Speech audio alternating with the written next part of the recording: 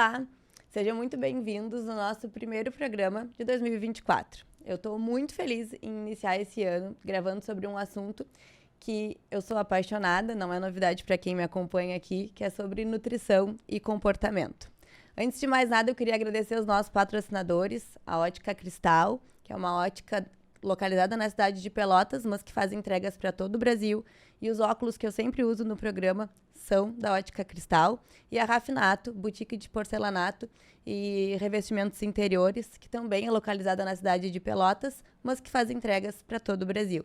Sem vocês, esse projeto não estaria acontecendo. Muito obrigada por acreditarem na gente.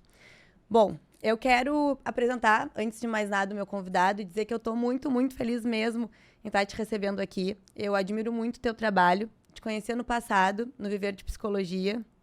Achei a tua palestra incrível, não só pela tua abordagem, mas também pela tua didática. E aos poucos eu vou contando um pouquinho por que eu me identifiquei tanto com o teu estilo profissional, né, e com o teu modo de enxergar a nutrição. Então, apresento para vocês Fernando Miguel, seja muito bem-vindo. Eu que te agradeço pelo convite, tá? Pela oportunidade aí que você vai cedendo para outras pessoas conseguirem meio que passar uma informação para a galera que está assistindo que não necessariamente ela é tão acessível assim, principalmente em rede social, nas mídias, tudo informação muito rápida, né? É um consumo muito rápido. Às vezes a gente tem dificuldade de conseguir aprofundar um tema e, de fato, gerar algum tipo de transformação na pessoa que assiste. Perfeito. Então, acredito que aqui você dá um espaço para que isso aconteça, para que isso ocorra. Não sei se eu vou conseguir ser útil, né, para o pessoal, mas eu vou me esforçar para conseguir atender a expectativa. Então, obrigado pelo convite. Eu quero te trazer um presente, né, que a gente aqui do programa preparou para ti. Adoro presentes. Tem um recadinho que tu pode ler depois, não tem problema, mas só Posso abrir? Pode abrir, claro. Em agradecimento mesmo, assim, pelo teu trabalho e pela tua disponibilidade em transformar vidas. Olha. Pra ficar de registro aí pros teus cafés da manhã, estudos. Roxinho. Legal, gosta de roxo? Sim. Muito legal. Ai, que bom. Adorei. Que bom. Fico muito feliz. E eu quero dizer também, para quem tá se perguntando, né, sobre a Carol, que ela tá fazendo uma transição no Rio Grande do Sul, em breve estará aqui conosco também, para voltar às gravações. Então, Carol, um beijo, estás fazendo falta aqui. Bom, o Fernando, ele trabalha com nutrição e comportamento, ele já tem uma especialização em psicologia positiva e atualmente é pós-graduando em análise do comportamento, né? Por que eu me encantei tanto pelo teu trabalho? Eu me formei há 10 anos, tá? E eu escolhi nutrição por ter passado por transtornos alimentares na minha adolescência. E isso fez com que eu sentisse muita necessidade e vontade de entender por que algumas pessoas têm facilidade no processo de alimentação, emagrecimento, manutenção de peso, e outras pessoas têm tanta dificuldade, frustração. Por que o alimento representa, para algumas pessoas, desejo, felicidade, e para outras, purgação. A minha mãe é psicóloga e quando eu estava me formando, conversando com ela, eu disse: mãe, eu quero muito ser uma nutricionista diferente. O que será que me tornaria uma profissional em destaque? E ela me disse: não trata as pessoas como se elas fossem um robô, como se existisse uma fórmula matemática única para que todos conseguissem ter o mesmo resultado. Nós somos seres diferentes na nossa genética, biologia, ao ambiente em que a gente se expõe. Então, se tu conseguir desenvolver um olhar diferente para cada um que chega até ti, tu vai conseguir ser uma profissional diferente. E aquilo me despertou uma vontade imensa de estudar muito além da nutrição, mas ir para aspectos comportamentais e todos os aspectos da psicologia mesmo, da nossa personalidade, do nosso ambiente e que envolvem as nossas escolhas. Então, essa é a minha história com a parte comportamental. Há 10 anos atrás era muito diferente. A gente estava conversando agora, né? Estava começando aqui no Brasil, principalmente, a se falar sobre nutrição comportamental de uma forma muito rasa. E muita informação foi disseminada de forma errada, né? E as coisas foram evoluindo. E quando eu ouvi a tua palestra, eu pensei: nossa, isso traduz muito do que eu aplico no meu consultório há tanto tempo e do que eu tento expressar para as pessoas, que o conseguir comer e se relacionar de uma forma adequada a longo prazo com os alimentos, com o seu corpo, tá muito além do que um plano impresso. Então, eu queria saber um pouco de ti. Por que tu direcionou os teus atendimentos, os teus estudos para essa parte de comportamento? Tu tem uma história pessoal ou foi estritamente profissional? Qual o nome da tua mãe? Cristiane. Cristiane, obrigado. Tá? Olha só o que a gente tem aqui. Uma profissional diferente do que a maioria dos profissionais são. Tua mãe é muito sábia, então agradeço. Agradeci ela antes de chegar, antes de entrar aqui hoje. Disse, mãe, muito obrigada por ter me colocado nesse caminho. Sim. Com certeza ela fez a diferença. Sim. Uma das coisas que mais a gente observa e olha é justamente entender que o indivíduo, né, cada pessoa tem a sua história de vida. Então, se você não consegue interpretar, né, quais são as influências, os hábitos que essa pessoa ela foi desenvolvendo ao longo da sua história de vida, é muito difícil você conseguir empatizar. Você se colocar no lugar do outro e falar, cara, eu acho que essa pessoa deve estar sofrendo muito por isso.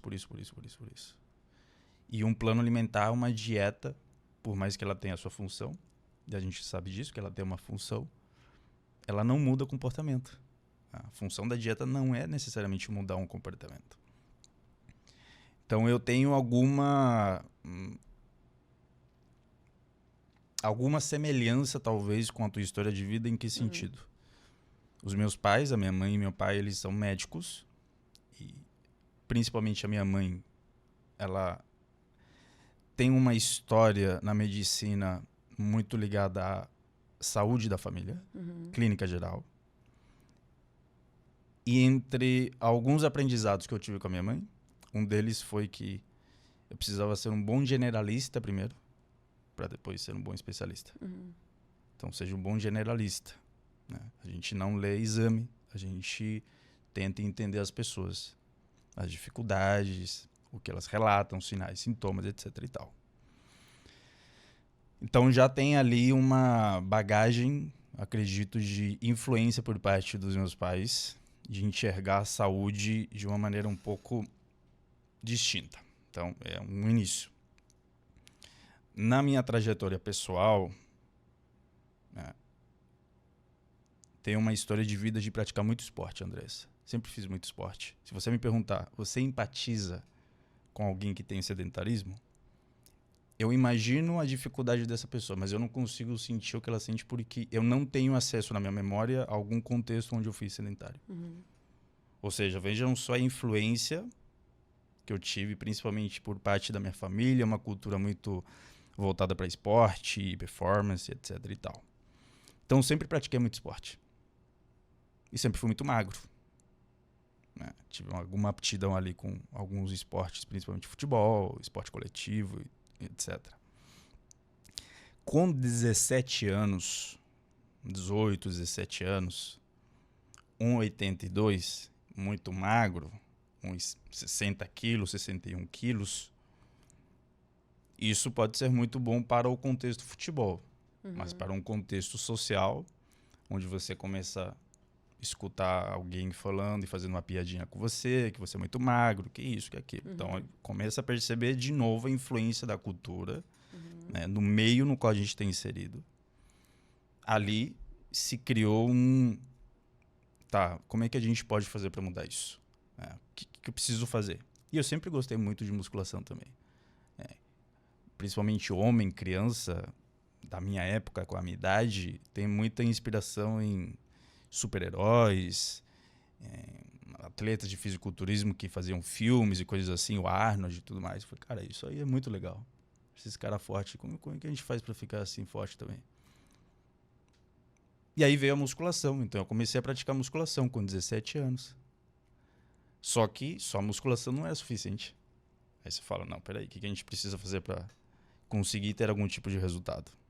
Né? Surge então que, cara, preciso ter uma alimentação melhor. Olha só, preciso ter uma dieta um pouco melhor. Se eu não tiver uma alimentação aqui minimamente adequada, eu não vou conseguir ter um resultado pelo menos que seja sustentado no médio e longo prazo, que ele seja contínuo. E aí comecei a me interessar pela nutrição. Aí comecei a estudar sobre nutrição. Comecei a buscar o que eu preciso fazer, qual o suplemento. Na época que não tinha, de repente, tanto acesso à informação igual tem hoje.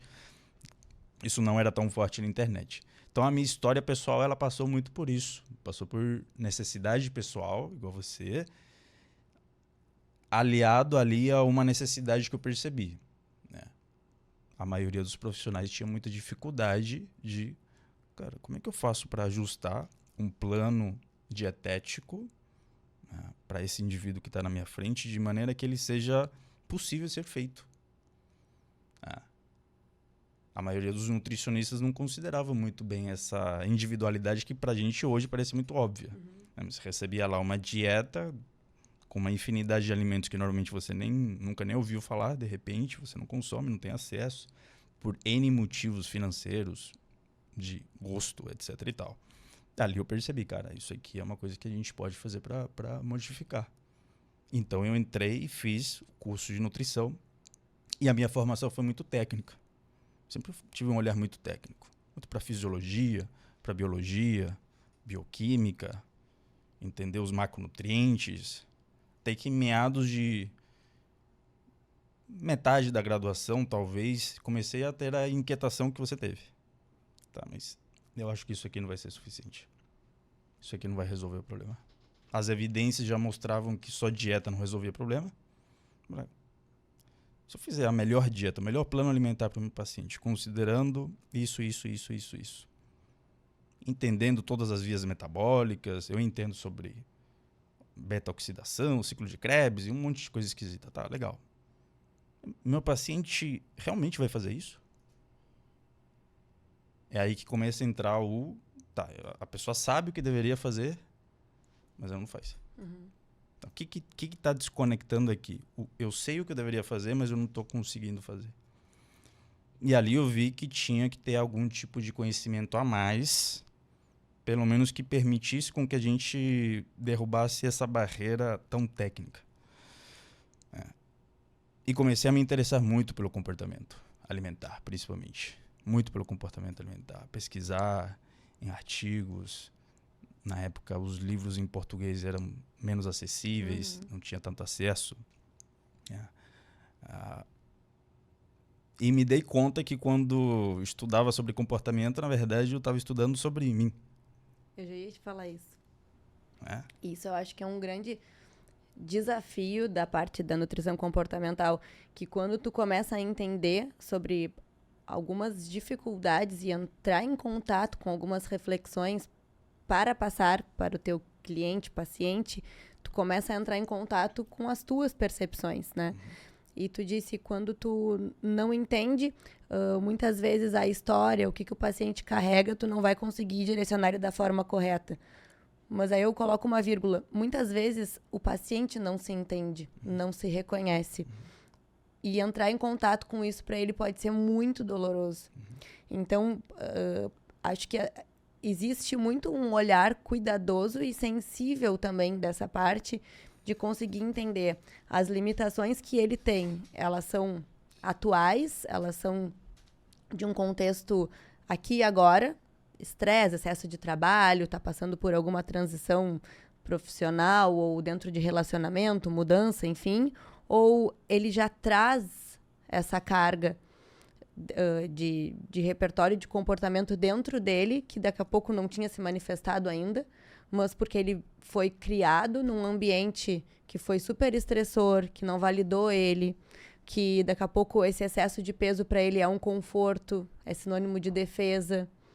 Então, existe muita coisa que tá por trás quando tu começa a desmembrar aquela história e que, às vezes, a própria pessoa que te procura não sabe ou não tá pronta para conscientizar. Isso, para mim, acaba sendo um grande desafio e eu fui desenvolvendo e até hoje estudo muito para desenvolver essas habilidades de entender. Mas quais são as dificuldades do Fernando e até onde eu posso mostrar isso para ele e o quanto eu preciso indicar ele para uma psicoterapia se ele não faz, ou eu preciso mostrar outros caminhos que ele vá criando essa consciência.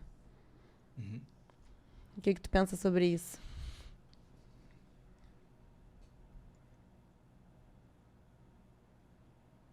Como eu te falei, existe uma diferença entre o que a gente sabe e o que a gente faz, né? Então, o custo que divide fazer e você falar que você vai fazer é totalmente diferente. E as forças são distintas. Então, volto aqui ao meu exemplo. Eu sabia que o sono era importante. Sabia que o manejo do estresse, a gente pode falar sobre isso, era importante como um pilar de estilo de vida. Eu sabia disso. Sabia que o suporte social, você ter boas relações com as pessoas, era algo importante. Né? Era algo importante. Mas se eu considerar os pilares, que de repente sejam 5, sono, suporte social, estresse, exercício físico e uma alimentação saudável, 5, vamos colocar em 5, eu tinha 2. Exercício e alimentação. Me faltavam 3. Eu sabia que era importante. Por que eu não fazia? Então aí que eu comecei a me dar conta. Comecei a entender. Tu não fazia na época porque tu não tinha consciência ainda que era importante ou tu não estava pronto para entrar em contato com essas mudanças? Eu sabia que era importante. Tanto que a gente recomenda isso. Eu já era formado, já tinha me formado. Eu sempre indiquei isso pro paciente. Você tem que cuidar do sono, você tem que cuidar disso, cuidar daquilo. Você vai encontrar muito profissional que muitas vezes tem essa dor dentro. Ele recomenda algo que ele não pratica. Eu fui muitos anos assim. Depois eu conto um pouco dessa minha história. Eu sempre fui muito coerente, então, em relação ao exercício e à alimentação. Eu sempre, a gente tive um manejo. Mas aí comecei a me dar conta, numa certa época da vida, em que a minha motivação para praticar exercício físico já não estava sendo igual. Eu praticava todo dia, tinha dia que eu já não conseguia ir. Às vezes eu conseguia ir 4 vezes, eu ia com muita dificuldade. Eu falei, cara, uma pessoa igual eu, que não tem nem memória de nunca ter praticado exercício. Tem dias que para mim era difícil ir praticar exercício. O que está acontecendo? De repente, uma visão mais pessimista de mundo, você começa a ter alguns sintomas de depressão, você começa a ter alguns sintomas de ansiedade. Hoje, transtorno de ansiedade tem uma prevalência, pelo menos até 2016, que era de 26% a 40% da população. Então, é algo comum, vem se tornando comum. Por quê? Algumas transformações vêm acontecendo no nosso contexto social. Nesse momento, se abre uma oportunidade, quando você começa a ter essas consequências negativas no teu dia a dia. Para mim, se abriu a oportunidade de vou olhar para isso aqui. E aí, ao passo que a gente consegue regular e consegue ir interpretando o conhecimento e a informação que a gente tem pelo estudo, aplica, vê resultado positivo, vem a possibilidade de você mudar. E você diz, isso aqui funciona. Agora eu começo a ter uma percepção de controle. Controle. A gente vai voltar muito aqui em várias coisas e eu vou falar para você. Isso aumenta a percepção de controle. Mas para que tu consiga chegar nessa percepção de controle, muitas vezes tu precisa passar por uma fase que é muito desafiadora, que é o desconforto. Isso. E perder o controle várias vezes. Perder o controle várias vezes. E a população, em geral, né, não está acostumada com isso. A gente não foi educado para isso, desde criança. O desconforto, ele normalmente dura muito pouco. E em seguida, a gente já recebe uma recompensa ou um manejo para tirar aquele desconforto. Desde criança, eu sempre tive muita necessidade de... isso tudo que eu vou te falar, eu entendi na terapia, com muitos anos de terapia. Eu sempre tive muita necessidade de chamar atenção, mas eu comecei aprendi a chamar atenção pelo negativo. Ficando doente, com anorexia, nunca pelo positivo. Talvez porque meus pais me tiveram muito cedo, com 19 anos.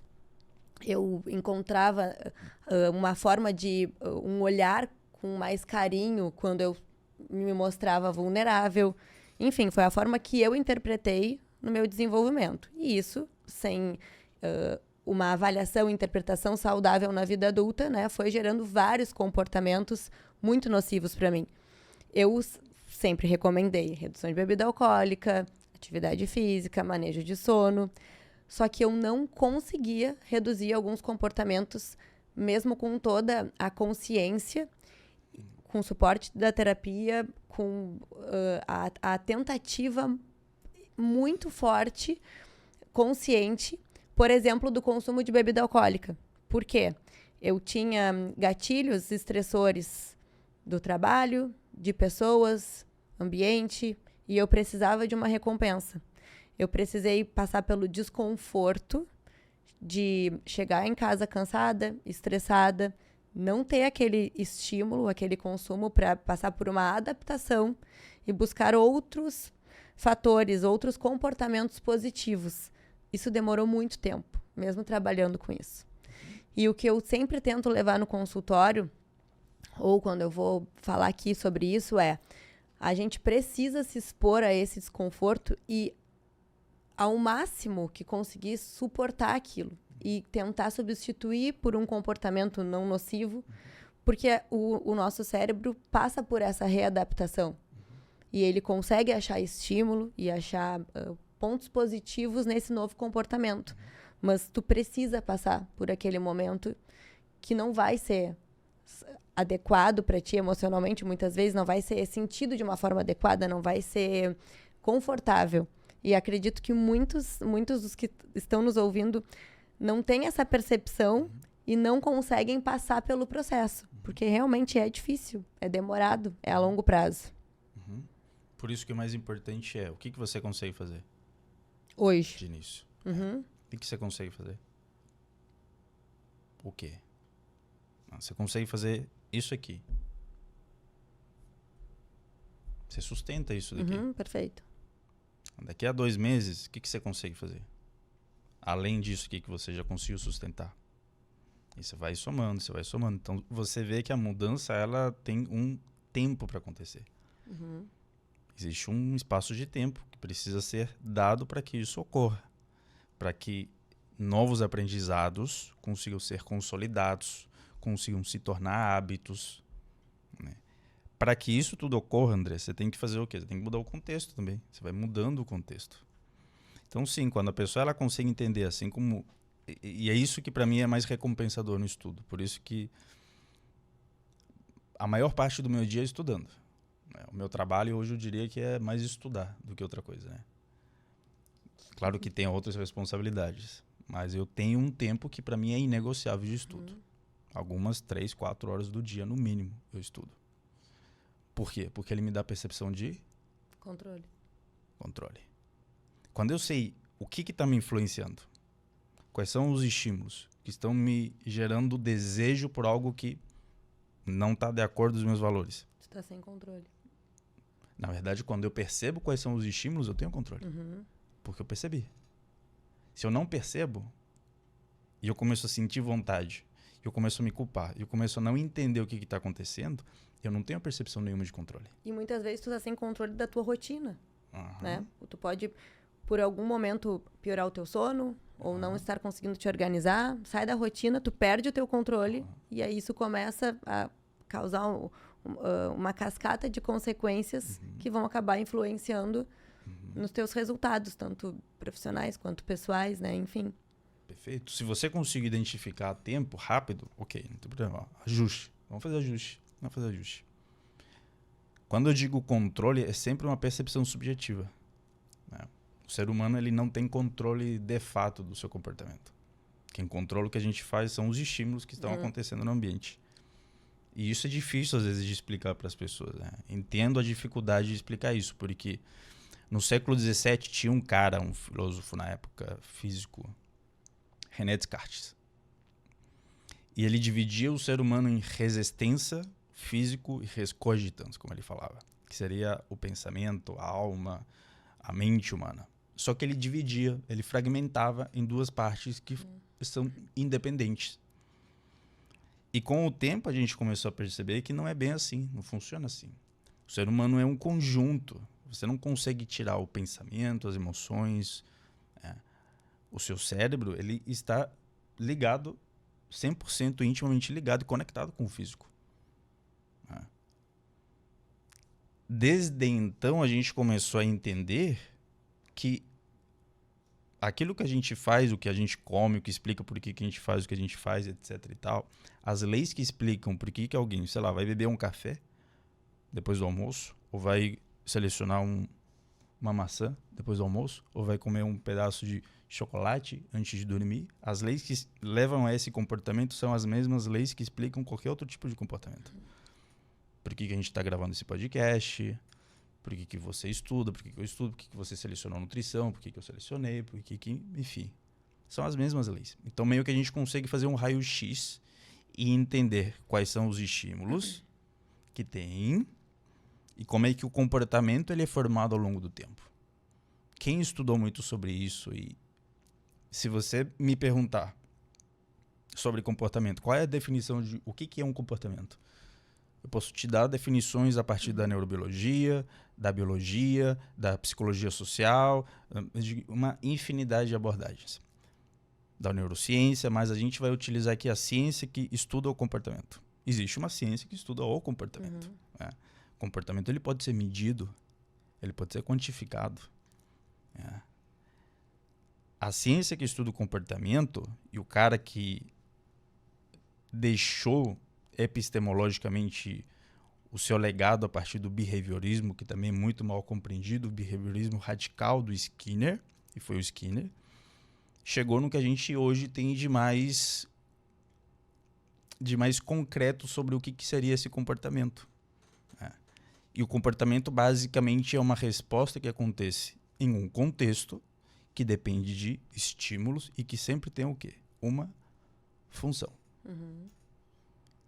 Então, por mais que possa parecer contraintuitivo, e às vezes aquilo que te prejudica muitas vezes tem uma função. Teve uma função em algum contexto. E é por isso que, principalmente o comportamento alimentar, isso é uma opinião minha, pessoal, é um dos comportamentos mais difíceis de você mudar ao longo da história de vida. Porque ele é muito contextual em muitos contextos. No churrasquinho da família, quando você está aqui no trabalho, quando você está na escola, quando você está em qualquer lugar, você tem ali o contexto, o dia inteiro tem comida. Né? O ser humano ele consegue tomar mais de 200 decisões sobre comida ao longo do dia. Tem estudo mostrando isso. Né?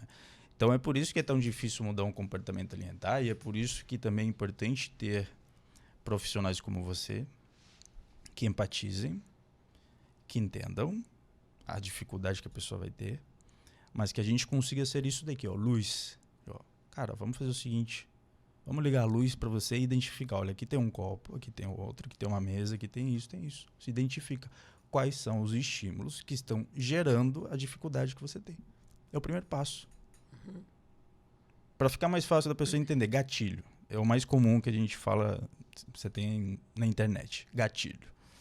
Quais são os gatilhos que disparam em você um X? Por que você quer chegar à noite e pedir um iFood? Existem vários estímulos acontecendo que respondem essa pergunta. E você condicionou isso, né? A esse estímulo de pedir o iFood. Porque tu relacionou o chegar em casa, estar cansado, abrir o iFood, pedir o iFood, ficar na expectativa daquela refeição, porque tu não colocou outros comportamentos. Fazendo um link com o que tu tá falando, perfeito. Tu te conhece muito bem. Hoje tu tem uma autopercepção sobre ti. Isso a gente sempre vai desenvolvendo e a gente muda ao longo dos anos, obviamente, né? Mas hoje, atualmente, tu sabe como que tu tens controle sobre ti, sobre as tuas ações, como tu consegue manejar de uma forma melhor as tuas emoções para que tu consiga ter uma rotina mais estabilizada. E isso vai te dar controle, saúde, né? A maioria das pessoas não sabe. Elas não têm esse autoconhecimento. Elas não aprenderam sobre isso. Se tu não estuda sobre a área da saúde ou tu não faz terapia, dificilmente tu vai entrar em contato com essas reflexões. Tu simplesmente vai viver os dias, né, no modo automático. E aí, quando as pessoas nos buscam, elas até podem saber que a gente trabalha com comportamento, mas elas muitas vezes não têm a consciência. Não entende. Quando um profissional me indica alguém, eu sempre pergunto, pelo que tu percebeu na consulta, qual é o nível de consciência desse paciente? Eu posso trazer que tipo de abordagem inicialmente ou eu preciso desenvolver? Até para fazer o que tu disse. Entender o que ele tem para me oferecer nesse momento. O que ele pode me entregar.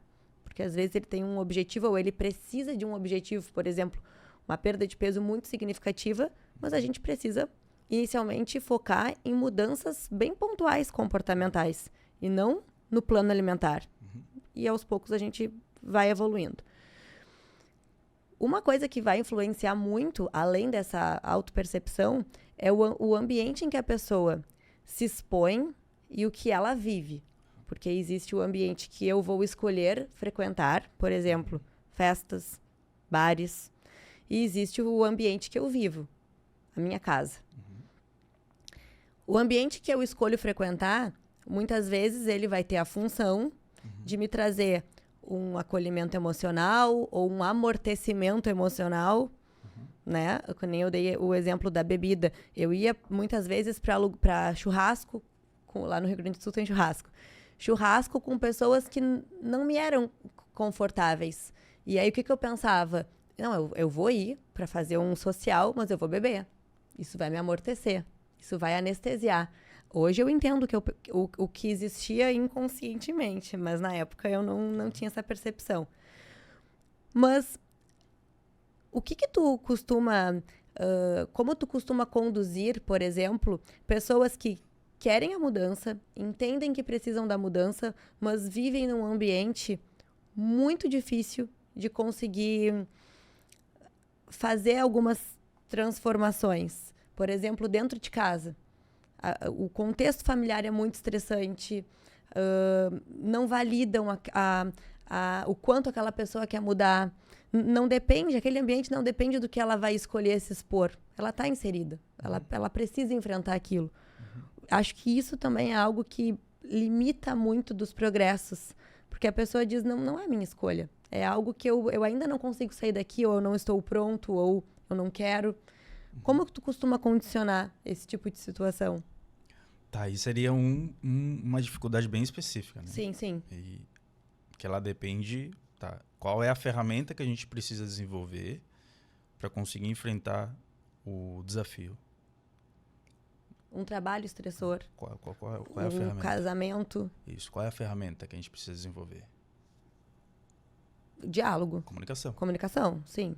Comunicação. Habilidades de comunicação. Em 2007, foi feito um dos maiores estudos sobre como as nossas relações influenciam a nossa composição corporal.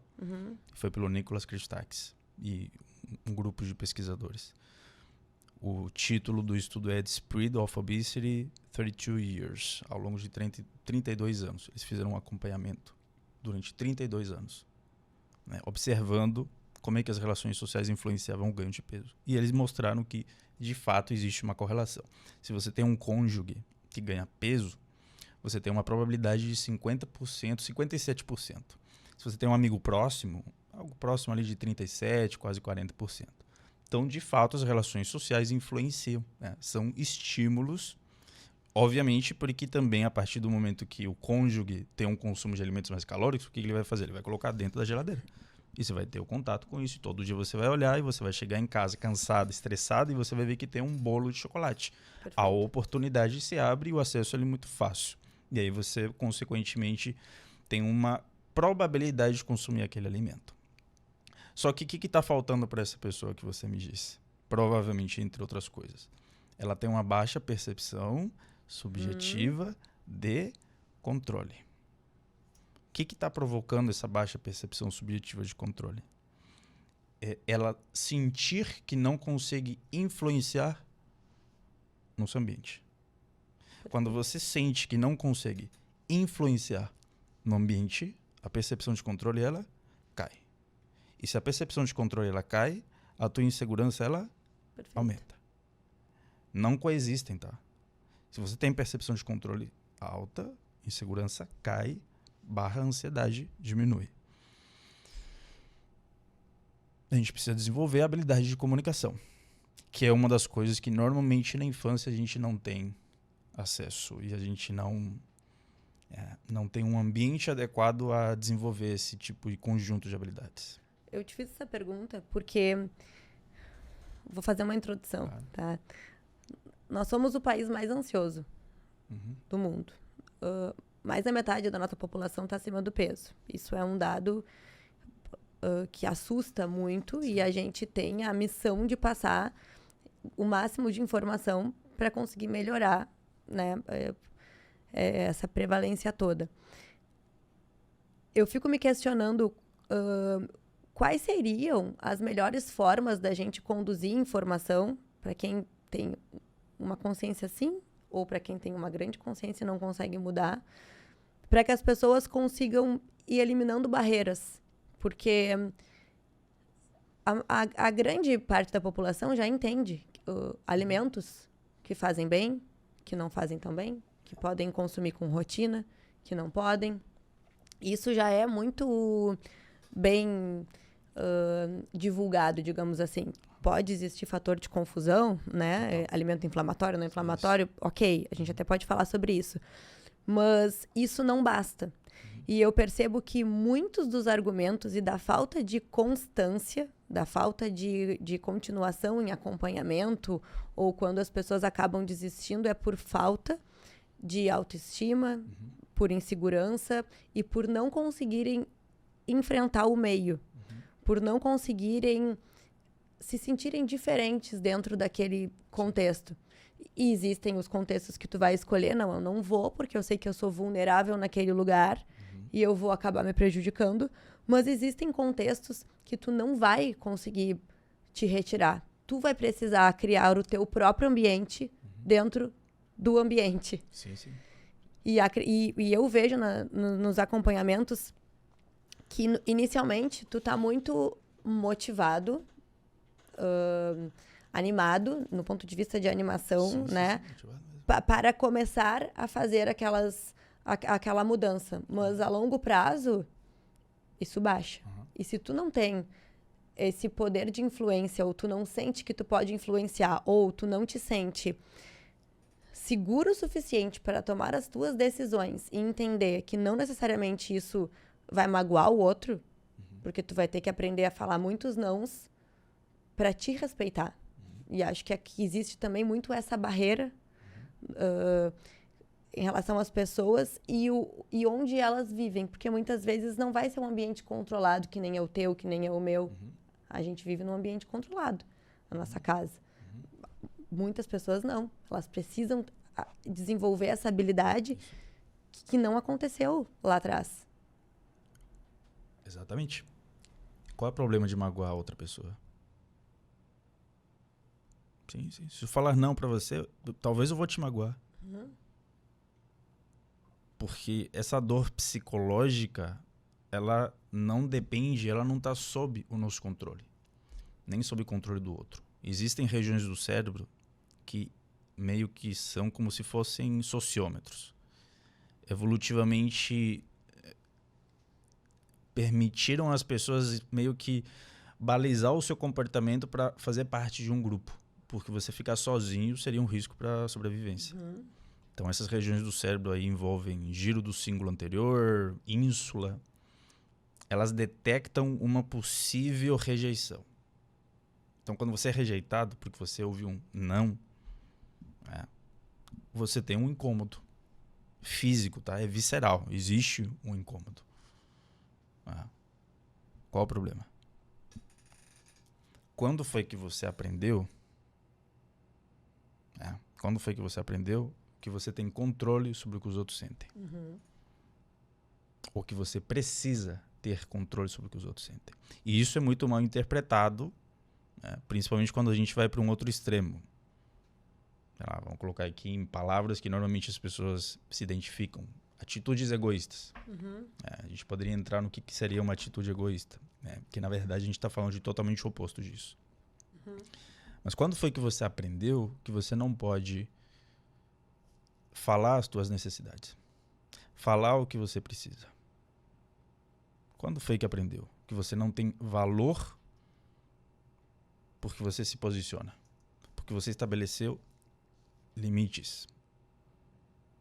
A gente não aprende a fazer isso. Exatamente. As pessoas não se desenvolvem em ambientes seguros que permitam com que elas consigam aprender a estabelecer limites.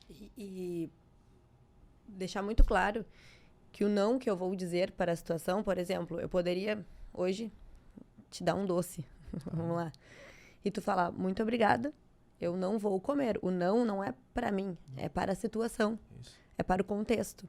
Ou especificar, Andressa, eu não estou comendo nesse momento esse tipo de alimento, ou não me faz bem, não gosto, ou vou guardar para um momento diferente. Só que como o alimento, ele é contextualizado no meio de afeto, sim, é como se tu estivesse dizendo não para o carinho, para o afeto do outro. Então, isso gera a frustração em ti, de estar fazendo mal, de estar indo contra para aquela ação, né? E o outro se sente rejeitado. E gera uma cascata de sentimentos negativos por situações simples do dia a dia. Você acaba cedendo para não ver o outro. Exatamente. Tal. Exatamente. E já fazendo o link, eu tô com uma colinha aqui para não me perder dos vários assuntos que eu queria trazer contigo. Existem alguns determinantes que vão facilitar ou dificultar a nossa tomada de decisão, a nossa capacidade de sustentar o desconforto, de suportar o desconforto, né? De mudar a rota. Não deu certo aqui, beleza, vamos lá, vou me adaptar de outro jeito.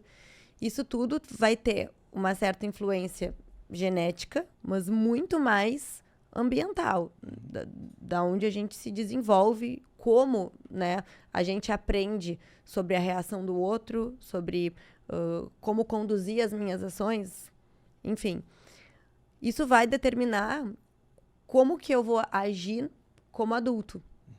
E muitas vezes eu tenho um limiar de frustração que vai ser muito menor do que o teu, por exemplo, para não estar evoluindo no meu plano alimentar, não estar conseguindo emagrecer. Eu sempre tive dificuldade em ter muita expectativa e não ter imediatamente aquele retorno da situação. Como que tu costuma conduzir e as formas que tu acha pertinentes a gente falar aqui sobre mudanças de comportamento para que a gente possa suportar melhor essas situações de frustração, de não esperar sempre o imediatismo das respostas, de suportar mesmo o processo, que é o que muitas vezes não acontece. Eu vou insistir no conhecimento, primeiro, sempre. Acho que as pessoas têm que ter uma informação adequada ao seu contexto. A gente tem muita informação hoje na internet. Isso aqui é um mar de informações. Isso é legal, isso é positivo. Só que você está sabendo interpretar a informação. É uma outra pergunta. Então, se você tem muita informação, mas você não consegue interpretar a informação, ela é pouco útil na hora de você tomar uma decisão. Né? Quando você vai, a pessoa vai, um paciente vai, uma pessoa busca ajuda, que é um tema importante também, eu acredito, falar sobre isso. As pessoas não sabem pedir ajuda. Têm dificuldade em pedir ajuda. Elas não aprenderam a pedir ajuda. Né? Em algum contexto, quando tentou pedir ajuda, não recebeu. Não foi validada na sua tentativa. Resulta em baixa autoestima. Eu vou tentar fazer tudo sozinha. Eu vou tentar fazer sozinho. Consegui acertar aqui. Fui validado. Então eu preciso continuar fazendo tudo sozinho. E pode ser sinônimo de fraqueza para muitas pessoas também, né? A cultura de novo, né? Colocando ali algum símbolo do que significa. E isso está muito longe da realidade, porque o ser humano, ele literalmente sobreviveu e prosperou em grupo. Nunca sozinho. Perfeito. Nunca. Em nenhum contexto evolutivo, o ser humano sobreviveu e prosperou sozinho. Tá? Então é um ponto importante pedir ajuda. Tá com dificuldade? Então, ajuda.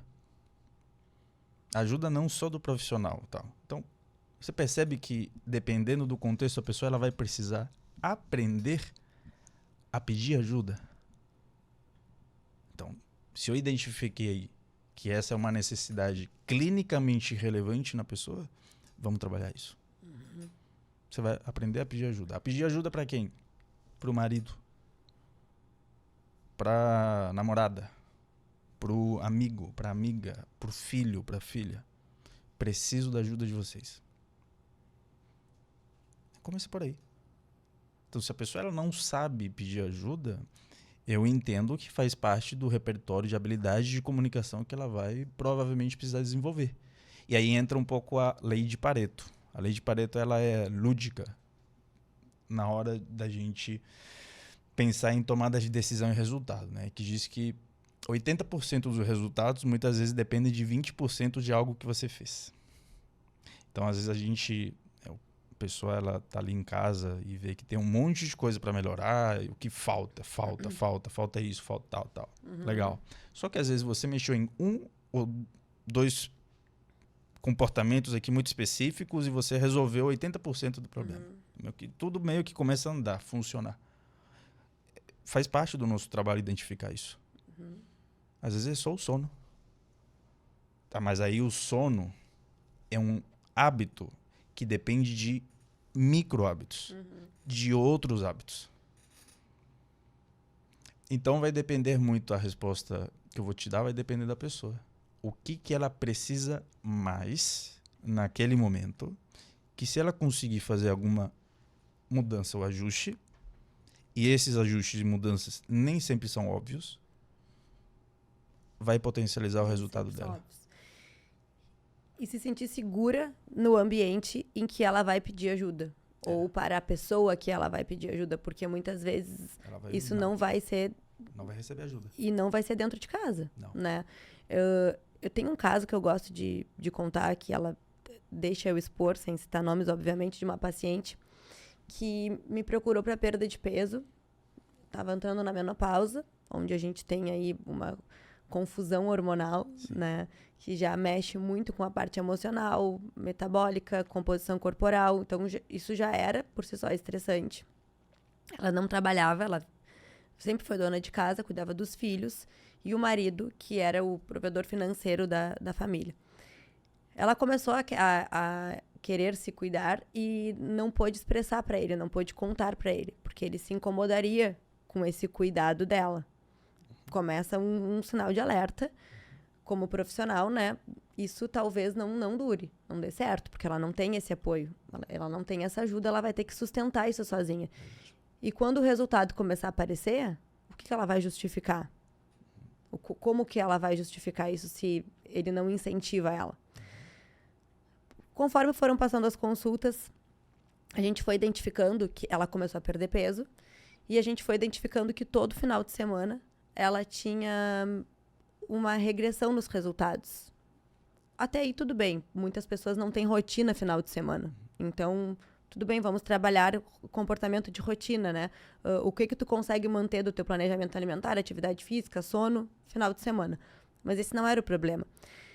Demorou muitas consultas, Fernando, para ela conseguir identificar e verbalizar, porque isso é o pior.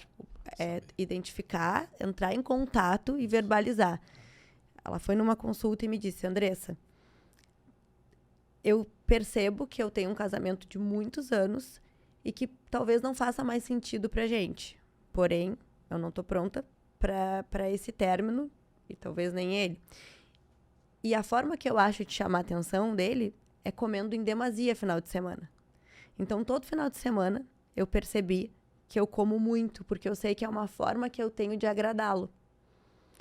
E eu não estou disposta a descartar esse comportamento, porque eu percebi que quando eu tento seguir o planejamento final de semana, isso nos afasta, de certa forma. Então, eu prefiro seguir onde eu estou e não seguir agora o acompanhamento, ela não fazia terapia, do que seguir os meus processos contigo, porque eu entendi que eu consigo o resultado. Mas eu vou ter que mexer em outras questões do meu ambiente, da minha família, que agora eu não consigo. E isso é um relato de tantos outros que a gente tem, que a gente muitas vezes não encontra a validação, o suporte, ou de forma inconsciente, tem atitudes para se sentir pertencente dentro do ambiente de casa ou ser validado dentro do ambiente de casa, por conta dessas questões alimentares. Então, às vezes, pedir ajuda, mas saber onde tu vai pedir ajuda e estar pronto para entrar em contato com certas situações também é fundamental. Senão, tu pode acabar te frustrando e isso te afasta ainda mais dos comportamentos que tu está tentando desenvolver. Sim, tá? Concordo com você. Você viu que você falou algo interessante, né? A função do comportamento dela era agradar. Chamar a atenção. A única forma de agradar é essa?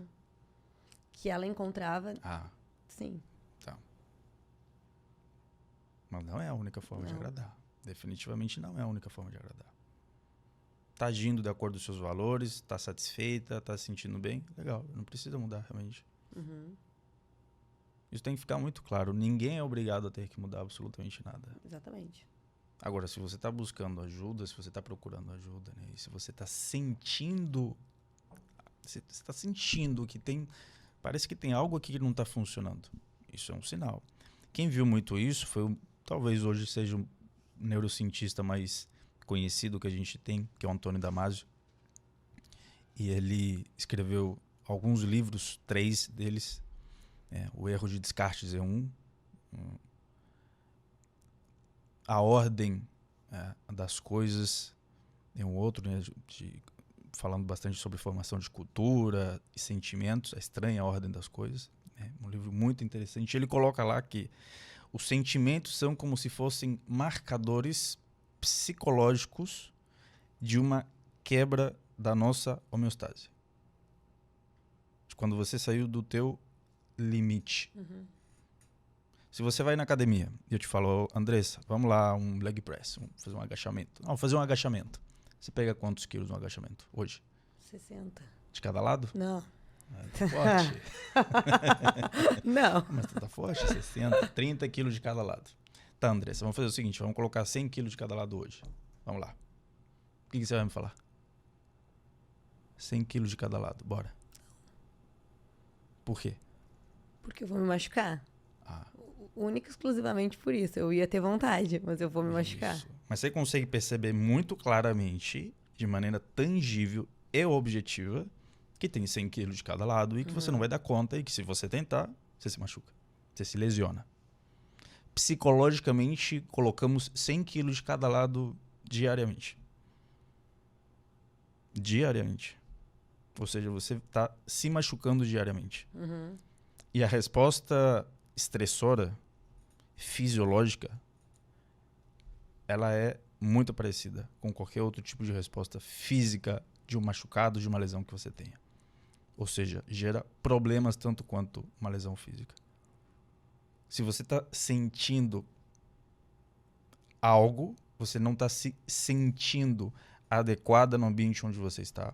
Você não está sentindo que aquilo faz sentido. Se você não sente que você pertence, se você não sente que você está indo de acordo ao caminho que você gostaria de fato seguir, é um marcador de que tem 100 quilos de cada lado. É um marcador. Só que aí a gente vai entrar em um outro problema. Na infância a gente não aprende nem verbalizar o que a gente está sentindo. Tem dificuldade. Porque na primeira que você começa a se sentir triste, um biscoitinho. Toma. Acalmou. Se você tá chorando no avião, com teu 1 aninho, 1 ano e meio, 2 aninhos, mamãe fica desesperada, né? Entendeu? Porque quem tá incomodado é a mamãe. Sabe por que mamãe tá incomodada? Não é porque o neném tá chorando. Porque tá todo mundo olhando pra mamãe. Então mamãe tá incomodada com ela. E para solucionar o problema, não, vamos dar um docinho pro neném. Então, desde a infância, a gente não sabe lidar, sentir as coisas.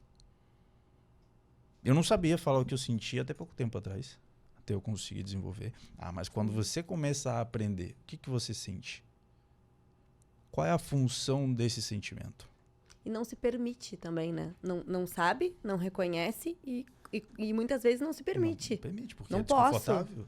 É muito desconfortável. Você aprende que não pode. Ou é feio, exatamente. Não é legal, sei lá, não pode chorar porque você é fraca, você é fraco, etc, etc. quando você faz isso, você perpetua 100 quilos de cada lado todo santo dia. Perfeito. E isso não é algo subjetivo e abstrato, tá? O Matthew Lieberman, que é neurocientista da Universidade da Califórnia, talvez seja um dos institutos, inclusive da Masio, já foi professor, não sei se ainda é hoje. Tem muita tecnologia para fazer exame de neuroimagem, ressonância magnética funcional, que tipo se fosse um capacete, imagina, a gente coloca aqui, para quem está assistindo, sei lá, ouvindo, e tem uma tela que aparece quais regiões do cérebro estão, de alguma forma, consumindo mais energia, estão mais ativas. Quando acontece, você tem uma resposta emocional, quando você teve um comportamento, quando você fez algo. E tem um livro dele que é o Social, né? Why Our Brain Are Wired Connected, em inglês. Esse livro não tem tradução, até onde eu sei, em português. Lá ele mostra um experimento que foi feito, onde mostravam fotografias para as pessoas que estavam passando pelo experimento. De outras pessoas zangadas, outras com o rosto fechado, fazendo cara feia e tal. E dividiu em 2 grupos. Um grupo que tinha que verbalizar o que essas pessoas estavam sentindo e o que elas estavam sentindo, né? E um outro grupo que não sabia fazer isso. As pessoas que estavam no grupo A e começaram a ver as fotografias, que vamos ver o que está acontecendo no cérebro delas. Elas começaram a ficar com um certo medo, receio, vendo as fotografias. Existe uma região do cérebro que ela detecta perigo, que é a amígdala, principalmente. Não é essa daqui, mas a amígdala fica no cérebro, né? Aqui, tá certo? Aqui nem a amígdala, tem outro nome, tonsillas palatinas. A amígdala se ativou em ambos os grupos, observando as fotografias. Só que teve uma diferença. O grupo que conseguiu falar o que estava sentindo, eu estou me sentindo com medo, eu estou me sentindo assim, assim, assim. Esse grupo está mostrando que está assim, a amígdala se regulou. O fato de você saber o que sente, falar o que sente, regula a atividade na amígdala. O grupo que não sabe e não sabia falar o que sentia, a amígdala ficava muito mais excitada. E uma amígdala reativa ou hiperreativa com o tempo interfere em outras regiões do cérebro. Uma delas, para fins nossos aqui de dieta e tudo mais que a gente está falando, que é o córtex pré-frontal, principalmente a região dorsolateral. A região dorsolateral, ela tem uma das suas funções é ajudar a regular o comportamento, inibir o comportamento. Apareceu um pedaço de doce aqui na frente, eu olho para ele e falo, cara, eu tô com vontade de comer esse doce, mas eu não vou comer porque eu tenho um objetivo de longo prazo. Isso é o teu córtex dorsolateral ali, tendo alguma atividade. A amígdala, ela meio que diminui a atividade do dorsolateral quando ela fica muito hiperreativa. Ou seja, você tende a ficar mais impulsivo. Você fica muito mais reativo às coisas que acontecem. O estresse crônico aumenta a atividade da amígdala. Isso é um tipo de estresse crônico. A falta de sono. Que se soma a falta de sono, sedentarismo. Você não falar o que você sente num contexto onde você está fora do teu limite por questões de valores, que muitas vezes a pessoa não tem claro. Então, isso é uma coisa que a gente faz no atendimento. Eu faço, vamos esclarecer quais são os teus valores. Perfeito. Para você começar a agir de acordo com os teus valores. Isso não fica claro. Então, você conseguir aprender a descrever o que está sentindo e, aos poucos, ir se expondo a contextos onde você se sente desconfortável e entender que justamente o sinal que você precisa interpretar para tomar uma decisão e não o contrário. Não necessariamente parar de sentir. Porque se você para de sentir, você está tirando a função do sentimento. Ele está te dizendo algo, muda. É isso que está dizendo. Ó, isso aqui, tá ansioso? Por quê? Você tem que se preparar para alguma coisa. Se você se sente desconfortável porque está ansioso, isso é ótimo. Significa que você tem que se preparar para algo. Você está com medo. Quando você regula, você tirou. Então você não muda. Você continua. E muitas vezes uma situação que tu precisa te expor todos os dias te causa ansiedade e quando tu reconhece, tu consegue diminuir essa ansiedade. Tu percebe, Tu consegue reduzir essa tua exposição, muitas vezes, né? Dessa amígdala. E tu consegue regular as tuas reações. Logo, não passa mais a ser um comportamento estressor para ti. Uma situação estressora. Porque tu identifica e aí tu consegue mudar a reação que tu vai ter diante aquilo. Claro. É que nem aqui, por exemplo, os primeiros programas eram muito ansiogênicos. Sim, depois tu vai adaptando, acostumando, porque tu já sabe como vai ser, tu já aprendeu a lidar, tu já aumentou o teu repertório, o teu controle, exatamente. Então, isso, eu acho que essa parte, assim, é muito importante para quem está nos escutando, entender como a gente tem que ter tempo para pensar na gente, observar, validar, escrever, anotar, entender por que eu me sinto desconfortável em tal situação, por que eu tô ansiosa com essa situação. Situações que podem te deixar estressado e ansioso não vão fazer diferença para mim. Por quê? Porque tu aprendeu de um jeito a lidar com certas situações que eu não aprendi e vice-versa. Quando a gente reconhece isso tudo, começa a fazer muito mais sentido e a gente aprende a lidar muito melhor com as nossas vulnerabilidades, com os gatilhos, né? Como tu citou, e com o que nos faz bem e não nos faz.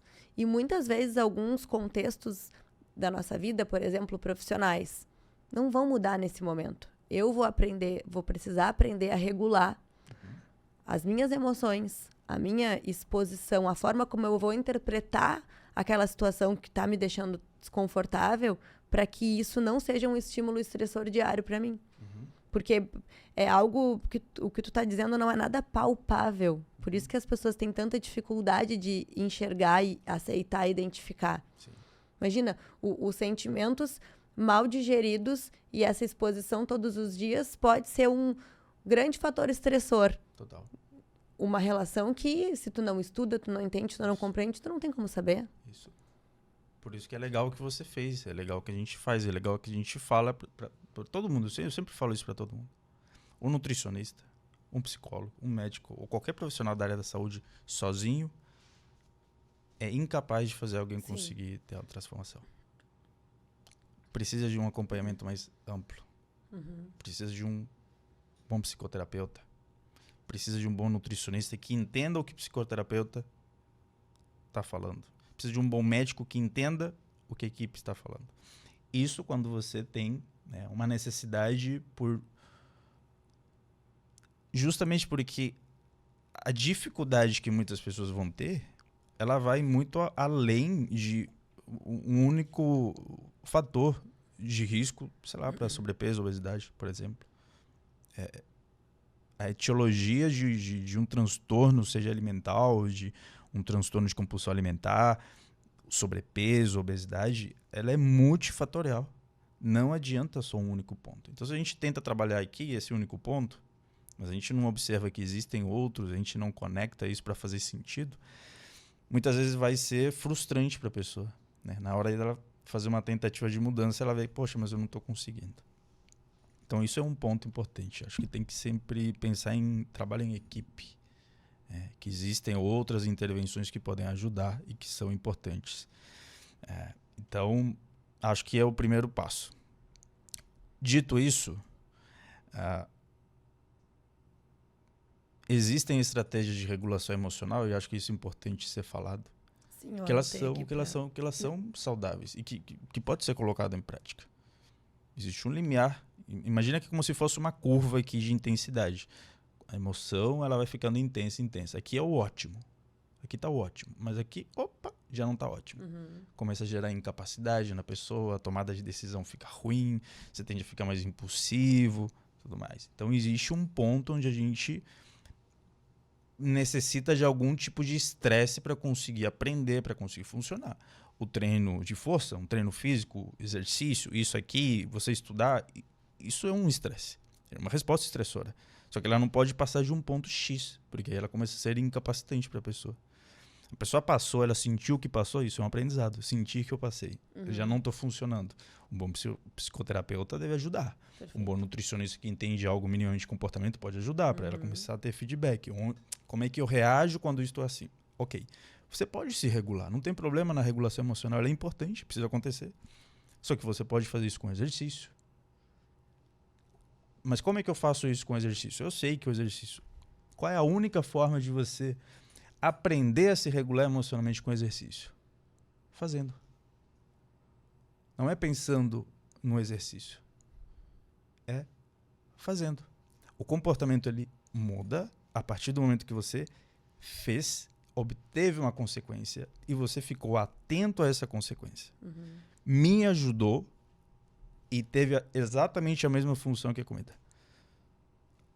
Ali você cria o teu cérebro ele tem alguma mudança estrutural. E tu só vai perceber isso executando. Executando. Né? Não existe uma outra forma. Mas o exercício nem sempre está disponível. É 11 horas da noite e eu me desregulei emocionalmente. Que outras estratégias a gente pode utilizar que não sejam comida? Quais outras? Como é que a pessoa, sei lá, cara, começa a perceber o que você faz quando não tem acesso à comida e você se regula e ficou legal e ficou bem. Isso eu acho um super desafio, porque as pessoas não sabem. Não estão atentas. Não aprenderam sobre isso. Final de semana, tira comida e bebida alcoólica da maioria da população. O que sobra? Tá, mas o que eu vou fazer? A gente vai descobrir. Isso. A gente vai descobrir o que tu vai fazer. E aí eu tento trazer várias assim, estratégias que num primeiro momento será? E depois que bom que eu tentei. Às vezes coisas que tu fez 1, 2 vezes na vida e nunca mais entrou em contato pelo teu estresse, pela tua rotina. Ou coisas que podem parecer muito sutis, mas que vão ter uma função muito positiva no teu corpo como um todo, não pensando necessariamente em benefícios de gasto calórico, que pode te causar um certo estresse e cobrança, mas que vai te trazer uma função de relaxamento mesmo, de conseguir entrar em contato com sensações boas. Então, às vezes, te experimentar coisas que pode parecer estranho num primeiro momento, mas que a longo prazo tu vai começar a sentir falta. Botar uma música calma, tranquila, um cheiro, procurar estimular outros estímulos, né? E tentar fazer o teste de não ir direto para a comida e passar pelo desconforto de ficar assim. Não, e se não existisse essa possibilidade, o que tu faria? E conseguir entrar em contato com esse desconforto, porque aí tu consegue fazer essa sensibilização, né, de reconhecimento e muitas vezes de neurotransmissores para que tu consiga ver sentido nas outras atividades. Como eu já citei aqui, eu usava a bebida alcoólica muito como uma recompensa de conforto emocional. Mesmo que fosse uma taça de vinho de noite, eu sabia que aquilo era a minha recompensa. E tu podia me dizer o que tu quisesse. Eu ia te argumentar e falar, não vou, não tô pronta para isso. Quando eu vim morar aqui, faz 1 ano, foi um super gatilho. Porque eu tava com um tempo muito mais ósseo, mais ansiosa, uma super transição, e eu percebia que aquilo ainda era um conforto. Ao mesmo tempo que eu sempre quis manter a minha composição corporal estável, porque eu passei por muito tempo por compulsão, então eu era sempre inconstante. Há 4 meses a minha avó teve um AVC. E eu lembrei de quantas vezes eu ia visitar ela e ela queria conversar comigo e eu estava cansada porque eu tinha bebido um dia antes. E aquilo foi a minha maior motivação, foi literalmente um motivo para agir a mudança, que me trouxe uma reflexão tão profunda a ponto de pensar, eu não quero mais isso. Eu vou aprender a viver o desconforto e achar outras regulações emocionais por um propósito maior. Porque eu quero muito que ela fique bem e que a gente possa voltar a ter um diálogo, como muitas vezes a gente não teve por conta disso. Ou seja, nunca foi por estética, por mais que isso para mim fosse importante, nunca foi por manejo de ansiedade, sono, por mais que eu soubesse que fosse importante. Eu precisei achar, de fato, um motivo que mexesse emocionalmente comigo para conseguir fazer essa mudança. Hoje, Fê, eu não sinto falta. Eu fico braba comigo se eu bebo alguma coisa, porque no outro dia eu não consigo correr, que eu gosto, eu não consigo treinar. Mas eu digo isso nas minhas consultas. Eu precisei passar por um desconforto bárbaro, de às vezes ter que dormir 8 da noite, porque eu estava irritada, porque eu não ia ter ali a recompensa. Mas depois que tu acostuma o teu corpo com essa sensibilização mesmo, é transformador. Parabéns pra você. Muito obrigada. Isso custa esforço que você fez. Isso é valioso. Será que as pessoas têm essa noção? Não. Do valor do esforço que elas colocam para fazer as coisas? Não, e acho que não sabem encontrar atividades para substituir. Porque trocar corrida por bebida alcoólica por corrida, claro. Num primeiro momento, isso é papo de nutricionista, né? Sim. Até tu viver isso e tu entender que faz sentido, ou não precisa nem correr, tu pode ir acordar cedo para ver o sol nascer. Eu moro 2 quadras da praia. Sim. Se eu beber, eu não vou conseguir. Eu posso ouvir os passarinhos. Sim. Eu posso dar uma volta com a minha cadela. Sim. Coisas muito simples, mas que vão me conectar com a vida. Total. Totalmente diferente da outra atitude. Mas eu aprendi a me relacionar assim com os meus desconfortos. Isso. Por um contexto de família, de ambiente, enfim. E quebrar isso é difícil, mas eu me esforço diariamente para reconhecer os meus contextos de dificuldade. Uhum. E muitas vezes o que a gente falou lá no início. A pessoa vem até a gente, busca ajuda, mas ela não reconhece, ou quando reconhece, dói, é sofrido. Claro. Então, encontrar o principal motivo daquela pessoa para querer a mudança, para a gente também é uma ótima ferramenta como estímulo. Concordo totalmente com você. Você viu o que aconteceu, né? No teu contexto ali, tua avó. E por quê? Porque tinha um valor para você. Uhum. Aquilo é valioso para você. Então, aquela pessoa que chega em casa à noite, que você me disse, ela tem desconforto com o que está sentindo, se sentindo desconfortável, porque, sei lá, chegou estressada, está cansada, tudo mais. Vamos colocar um extremo. Imagina que a vida da pessoa que mais você gosta depende de você não fazer nada. Aguentar e ir firme. Se você fizer algo, se você vai lá e come alguma coisa, não que isso seja um problema, mas estou tentando ilustrar aqui de maneira extrema para ficar claro o que eu estou tentando dizer. A vida da pessoa que mais você gosta depende de você aguentar um dia à noite ali de muito desconforto emocional. Qual é a probabilidade de você não fazer isso? É menor. Por quê? A motivação que você tem para não fazer isso é maior. Então, motivação é importante porque, primeiro que sem motivação você não faz ou você não executa o comportamento. Tá? Você pode querer 2 coisas ao mesmo tempo. Você pode querer emagrecer, mas você pode não querer se sentir desconfortável por ter que abrir mão de alimentos mais calóricos. Uhum. Você pode querer as 2, emagrecer e comer batata frita. Qual é o estímulo que está colocando uma expressão em qual aqui? Se você está mais motivada para batata frita ou você está mais motivada para o teu processo, sei lá, emagrecimento. Uhum. Se você come a batata frita, você está mais motivado para batata frita. Certo. Isso não é um problema para gente que está tentando entender o que está acontecendo com a pessoa. Uhum. Pois bem, faça uma lista de motivos, de vantagens, de desvantagens, de se manter com aquele comportamento que você sabe que deveria mudar, porque seria melhor para você. Faça uma lista, escreve quais são as vantagens e quais são as desvantagens de mudar e quais são as vantagens de não mudar. E observa.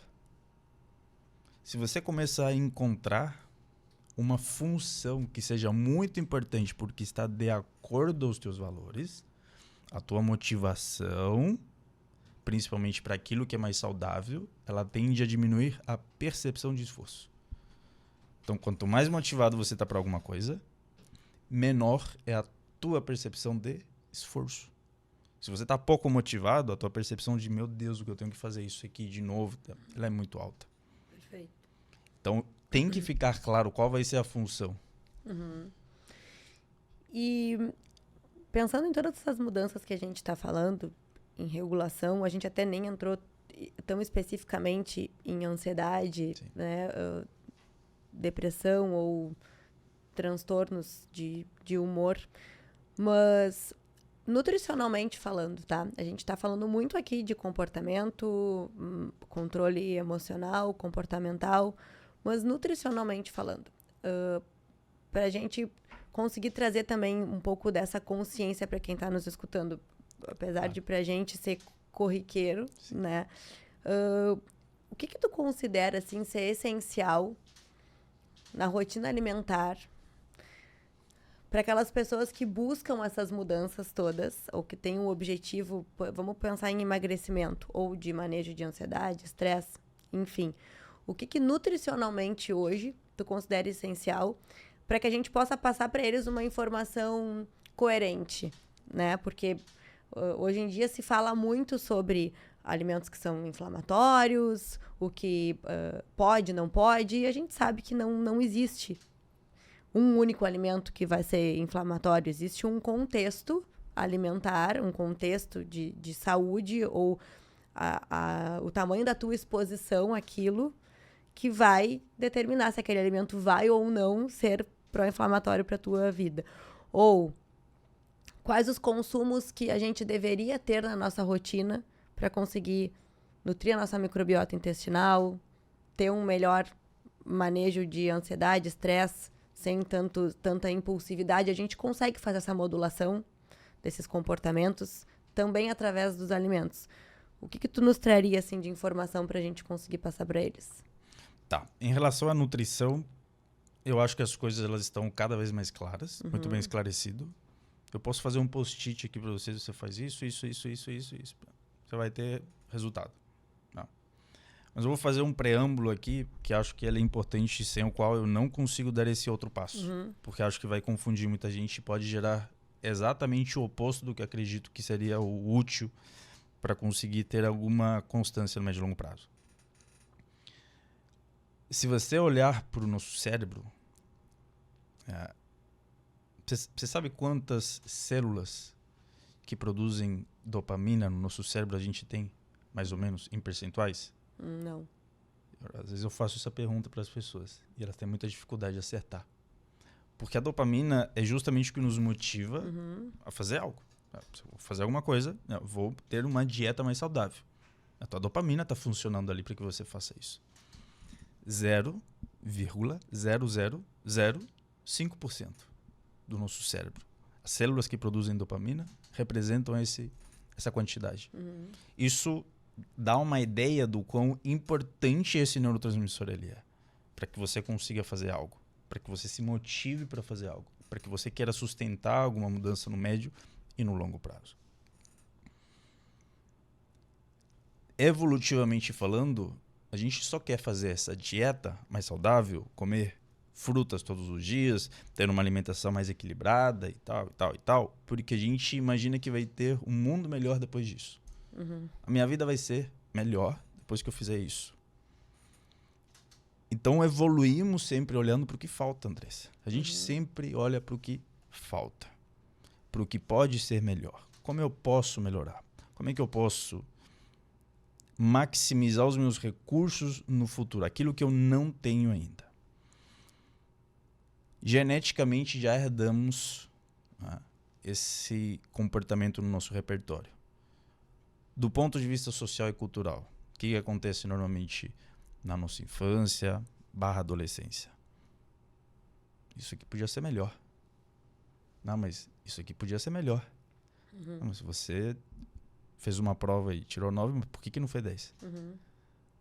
Não, mas eu acho que você deveria estar mais, você mais. Ou seja, a gente aprende a olhar para o que falta.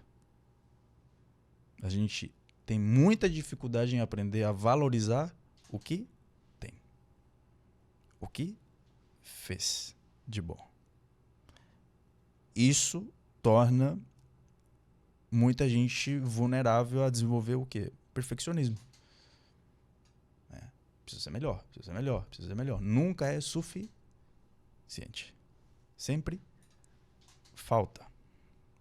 E quando você vive no que falta, você deixa de estimular de alguma forma neurotransmissores que, diferentemente da dopamina, se preocupam mais com bem-estar.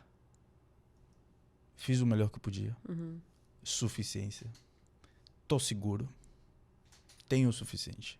Serotonina, endocannabinoides, encefalinas, alguns outros opioides. Esses neurotransmissores operam em circuitos totalmente diferentes da dopamina. Por que eu fiz todo esse preâmbulo, essa introdução? Porque se eu falo aqui para alguém o que essa pessoa deve fazer do ponto de vista alimentar, eu passo uma cartilha e ela deixa de fazer uma coisa, ela não valoriza o processo. Perfeito. Você passou a consumir uma fruta a mais, isso é valioso. Você não perdeu peso, porque você passou a comer uma fruta a mais. Não. Mas você passou a comer uma fruta a mais. Então a primeira coisa que eu diria para alguém, valorize o seu esforço. Valorize o seu esforço. Se você pergunta para alguém que não aprendeu a fazer isso, pelo que você se valoriza, a pessoa vai demorar um tempinho para te falar. Eu falei isso hoje de manhã até no Instagram, que é muito importante a gente validar cada passo que a gente dá dentro do nosso processo e entender o que a gente consegue hoje entregar, né, para o processo e sempre ir somando esses progressos.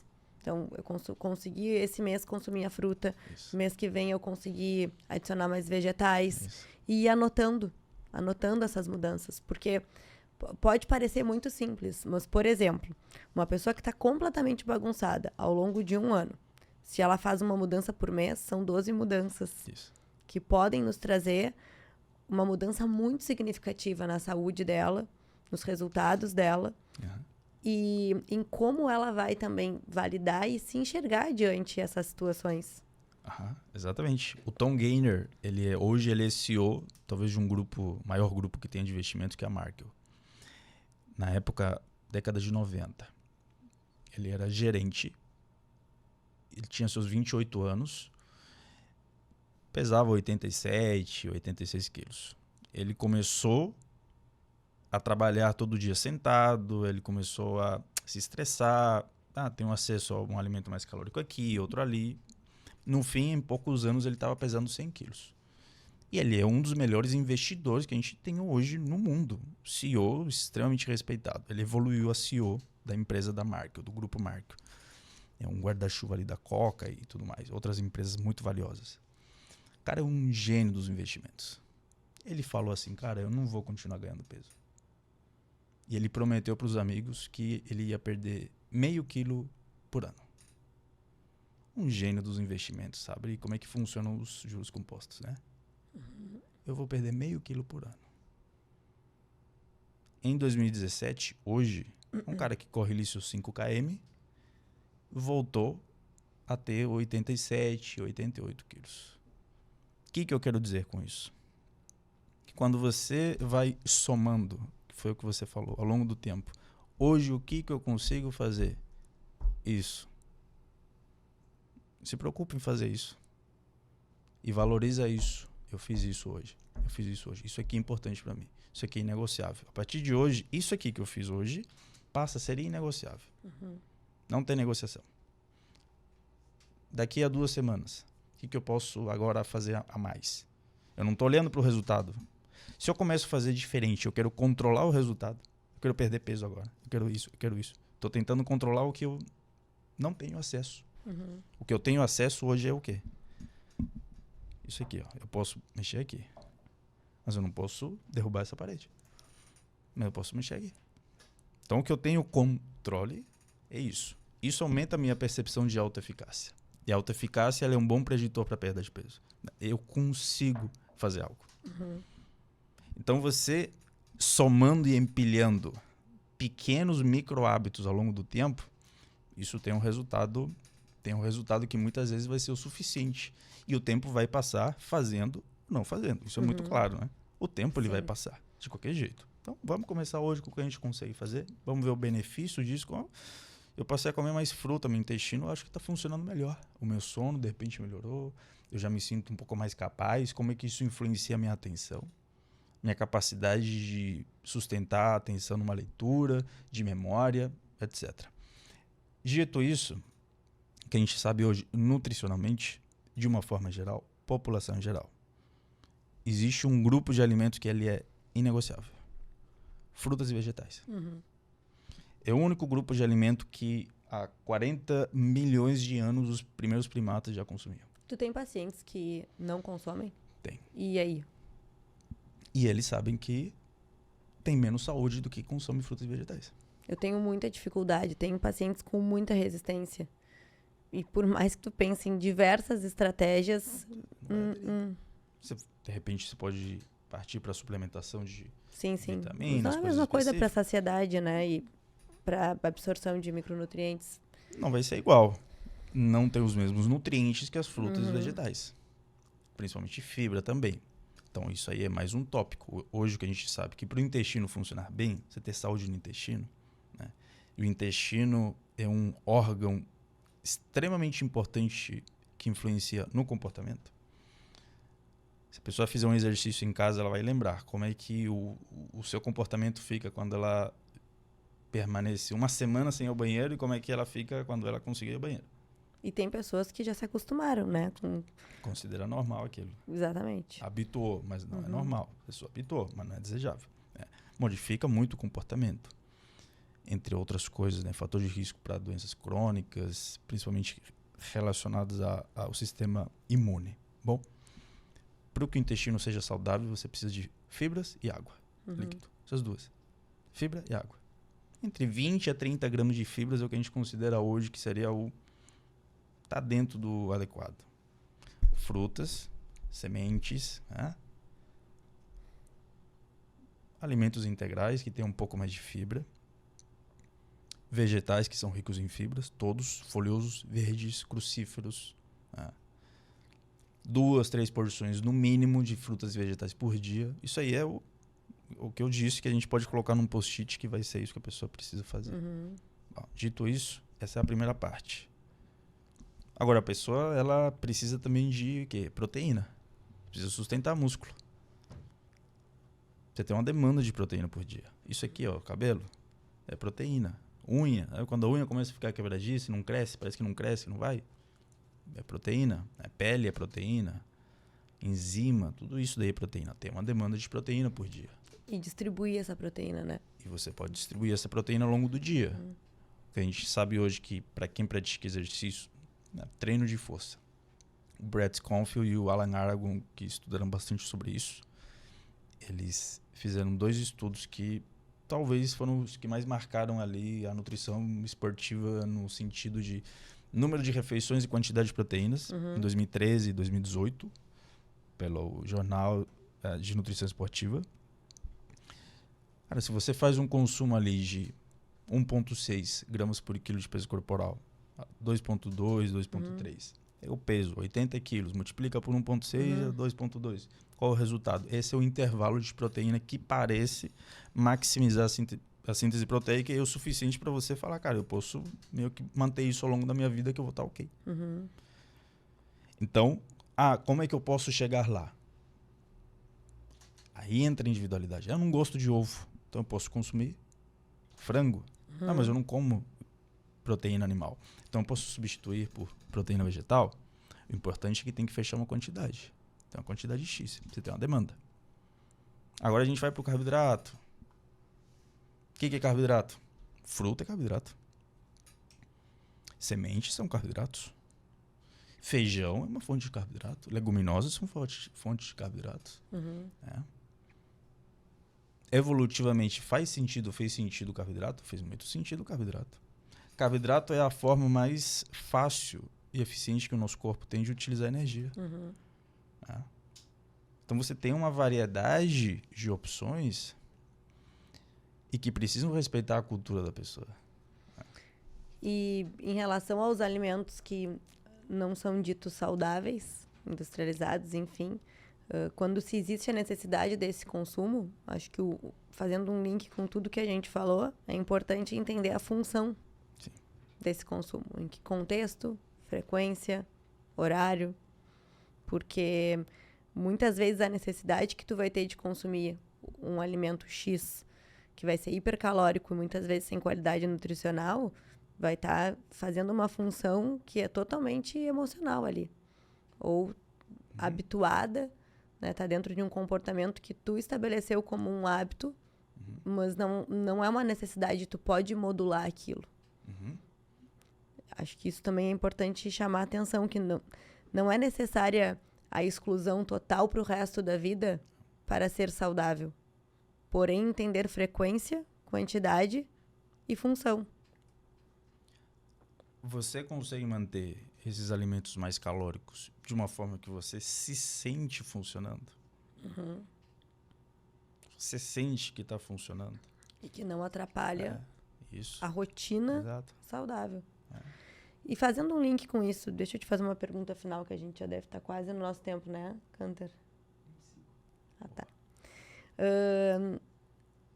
O início da perda de peso, ela é mais significativa por processos fisiológicos e motivacionais.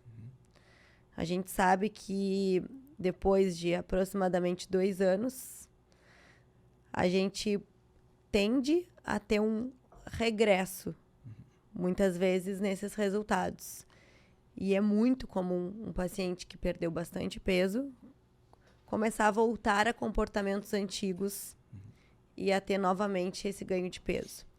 E existem adaptações que são fisiológicas para tentar voltar a esse maior peso. Existe uma carga genética, de certa forma, que a gente consegue minimizar com uma proporção, né, epigenética. Mas, na minha opinião, o que mais dita esse retorno do peso anterior é a falta de suporte e manejo de comportamento e validação das mudanças que a pessoa fez e conseguir manter essas mudanças, conseguir observar, conseguir manter mesmo em momentos estressores ou não viver naquele automático. Qual é a tua opinião sobre isso? Por que tu acredita que exista tanto esse reganho de peso e quais seriam estratégias que tu considera adequadas para que a gente tente conscientizar o pessoal que está passando por esse processo? Tá, eu concordo com você, tá? De fato, é muito difícil você sustentar a perda de peso por razões fisiológicas, neuroendócrinas, que regulam o nosso peso corporal. A complexidade disso ela é gigantesca, então os motivos que levam alguém ao reganho de peso não necessariamente são os motivos que levam uma outra pessoa e assim por diante, né? Mas alguns se mesclam. Então, quando a gente olha a regulação do apetite, passa por 3 componentes, né? Regulação homeostática, que depende de sistemas de curto e de longo prazo. Qual é o sistema de longo prazo que regula o nosso peso corporal? É quando o nosso cérebro entende, cara, quanto de leptina tem no teu corpo. Como é que estão as tuas reservas energéticas.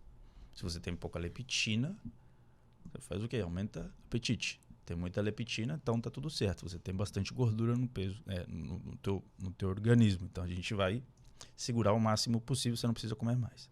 Então é um sistema de longo prazo. Mas tem um sistema de curto, que é aquele que identifica, né, cara, quantas refeições no dia você fez, se você está ingerindo mais ou menos calorias, etc e tal, né, que é modulado por neuropeptídeos. Você tem um outro sistema aqui, que é a regulação do sistema hedônico, que ela é independente da regulação homeostática. Que quando você fez a tua refeição, você já comeu o que precisava, mas agora tem uma sobremesa. Você já comeu o que precisava, mas tem uma sobremesa. E essa sobremesa sinaliza sensorialmente desejo. Se eu dou uma mordida nessa sobremesa, vai ser muito bom. É isso que o teu cérebro interpreta. E existe um outro sisteminha aqui, que são as funções executivas, que são as que falam, tá, mas eu não posso fazer isso porque eu tenho o objetivo de emagrecer. Né? Então, esses 3 sistemas, eles trabalham juntos. Existe uma orquestra aqui muito fina para conseguir sustentar uma tomada de decisão. O problema é que, muitas vezes, um sobrepõe o outro. Uhum. E quando é que isso acontece? No contexto no qual você está inserido. Se você está inserido num contexto onde você tem estresse crônico, por exemplo, as suas funções executivas elas tendem a perder força. O teu poder de frear o comportamento ele é menor. Você vai ter um custo de esforço maior. Né? Se você vive num ambiente, você perdeu 20 quilos. Aí daqui a 2, 3 anos você tem um relacionamento novo. E nesse relacionamento novo, agora, a pessoa consome mais alimentos calóricos. Você tem mais acesso. Seu sistema de recompensa... Eu sempre digo isso. Eu sei que parece chato, mas eu acho muito importante a gente ter um monitoramento, fazendo uma analogia, um monitoramento interno, mês a mês, semestre a semestre, como se fosse uma sinaleira. Eu tô no verde. Tô conseguindo treinar, meu sono tá bom, minha alimentação tá adequada. Amarelo. Amarelo. Comecei a bagunçar algumas coisas. Entrou um relacionamento novo. Comecei a ter mais busca por alimentos que me trazem recompensa. Comecei a dormir pior. Comecei a falhar a academia.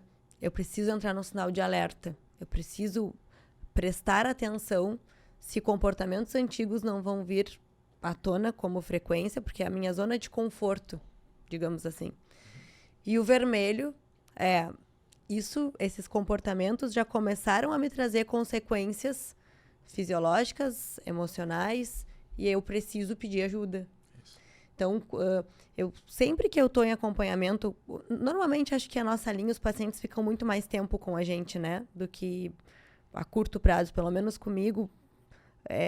Dificilmente eles vão parar totalmente o acompanhamento, nem que eles consultem uma vez por ano, para que a gente possa analisar essa manutenção. Como que está a nossa sinaleira?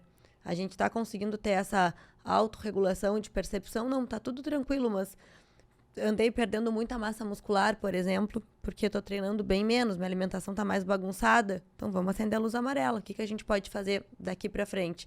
Porque quando tu ignora esses sinais que começam sutilmente, sim, com uma restrição de sono ou com uma impulsividade quando tu chega em casa e tu tem que fazer várias coisas e começa a abrir a geladeira e beliscar, é muito fácil tu bagunçar todos os sistemas que tu disse, neurotransmissores, peptídeos, de tudo, porque a base que tu consegue ter, de certa forma, controle, a observacional ali, ela não está sendo olhada, analisada, observada, né, literalmente.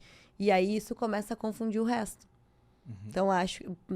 Uma coisa que eu tento fazer muito com eles é isso, é tentar ensinar essa ferramenta ou fazer junto, né, para que a gente tenha sempre essa percepção, que nem a gente disse lá no início, tu tem o teu terreno controlado, o teu ambiente controlado, porque tu vai todos os dias te monitorando, mas as pessoas não fazem isso diariamente. Isso. Aí entra a dificuldade, entra uma coisa que já está bem estabelecido também nos estudos que a gente observa hoje. Talvez o Kevin Hall seja um dos caras que mais estuda sobre isso, sobre reganho de peso. A curva de reganho de peso ela é menor nas pessoas que mantêm o acompanhamento no médio e longo prazo. Justamente porque tem alguém dando feedback. Aconteceu isso. Uhum. Para você fazer monitoramento, para você fazer fichinha, para você anotar, você tem que ter vários componentes ali a teu favor. Primeiro, motivação para fazer isso. Você tem que ter motivação para querer todo dia fazer isso. Segundo, você precisa saber identificar o que está acontecendo. Mas a pessoa não vai conseguir identificar. Ela não sabe interpretar a informação que está acontecendo. Né? E terceiro, você precisa de recursos atencionais de memória que muitas vezes são afetados justamente pelos velhos hábitos que voltaram. pelo estresse, pela falta de sono. Estresse e sono prejudicam a capacidade de você prestar atenção nas coisas. Lembrar das coisas. Afeta regiões como o hipocampo, que são importantes para a regulação emocional. Percepção de tempo. Quando você está fazendo uma coisa e você diz, cara, o tempo passou voando. Por outro lado, outras pessoas falam, parece que eu estou há 1 ano fazendo dieta, mas eu comecei semana passada. Eu já quero o resultado de 1 ano. O hipocampo tem essa função de regular a percepção de tempo. Então, a percepção de tempo, muitas vezes, é mais importante do que o tempo de fato que a gente vai colocar aqui no relógio. É como é que você está percebendo o tempo. Quando tem um acompanhamento de alguém como você, que está chamando atenção, você está sendo um HD externo para essa pessoa. É como se você fosse um cérebro externo se conectando com ela e passando a tua informação que não está poluída, não está enviesada, passando energia e meio que, cara, isso aqui é tipo uma chupeta que você está passando no cérebro da outra pessoa. Agora entendi, então vamos, tal. Os dois se ajudam, se balizam. Então, essa daí é uma das estratégias que a gente pode indicar e que justificam porque muita gente tem reganho de peso, porque para o acompanhamento. Infelizmente, eu sou a primeira pessoa que adoraria que alguém que tem, sei lá, sobrepeso, desenvolveu obesidade por motivos genéticos, a carga genética é ali 40%, 70%. Se você tem um pai com sobrepeso e obesidade, tem 50% a 80% de você também desenvolver. Teu filho e tal. 80% dos genes estão aqui no cérebro. Se já existe uma carga genética, então essa pessoa vai ter o dobro de dificuldade para manter. O esforço dela vai ter que ser muito maior. Num ambiente que vai ser muito difícil, ela não vai mudar para Okinawa, no Japão, que não vai ter acesso a alimento mais calórico. Ela vai estar aqui. Né? E é importante ter essa autopercepção. Para mim é mais difícil. É isso. Eu tenho essa dificuldade e tá tudo bem. É isso. E eu vou trabalhar os meus comportamentos e eu vou organizar a minha vida em prol disso, entendendo que eu tenho mais dificuldade do que tu e ok. Isso. Porque acho que às vezes as pessoas se culpam por ter dificuldade. Ou se sentem inferiores, né, por isso. Mas tá tudo bem, eu posso ter dificuldade em ter controle alimentar e tu em ganhar massa muscular e tá tudo certo. A gente pode trabalhar com mais força em cima das dificuldades, mas não deixar de tentar, né, ou de querer progredir porque tu tem uma carga genética que pode dificultar o processo. Essa é outra ferramenta que a gente utiliza. Eu aceito como o meu cérebro funciona. Isso não é um defeito. A obesidade e o sobrepeso é um sintoma de algo muito mais profundo. De uma mudança de ambiente, principalmente aí década de 60, 70. Você tem um flipping point. Tinha muita gente abaixo do peso. Aí você tem uma mudança... Por quê? Porque o ambiente mudou. Agora você tem fast food, tem um alimento muito mais calórico, as pessoas ficam em casa. Agora você sai da zona rural, você vai para a zona urbana e o que você faz? Você pega um carro, você não vai mais a pé. Você pega um carro. Ou você, sei lá, você liga e pede comida, você não precisa sair, você não tem que buscar a tua comida, sei lá, no mercadinho ali a 2 quilômetros. Agora você pede a comida por aplicativo, você vai num carro para o supermercado. Então, você tem uma mudança no ambiente. E o cérebro de alguém que tem sobrepeso e obesidade opera de maneira distinta, não porque tem um defeito, mas porque, do ponto de vista evolutivo, foi graças a isso que a gente sobreviveu. Ou seja, se a gente ficar sem comida, der um pane hoje no mundo, cara, acabou a comida no mundo. Eu, que não tenho genética para sobrepeso e obesidade, eu que vou ter o problema. Eu vou, provavelmente, ter muito mais dificuldade de sobreviver do que alguém que tem a genética e tem uma tendência. Essa pessoa vai conseguir, provavelmente, economizar e poupar muito mais energia do que eu. Então, agora o problema vai ser meu. Sim. Então, a culpa não é da pessoa. Eu preciso entender, funciona assim, meu cérebro funciona assim, certo? A minha vontade, o meu desejo, quem viu isso foi o Ken Berard. Acho que a gente tinha comentado alguma coisa de falar disso, sobre as diferenças entre querer e gostar. Sim. As regiões do cérebro que operam eu quero e eu gosto são distintas.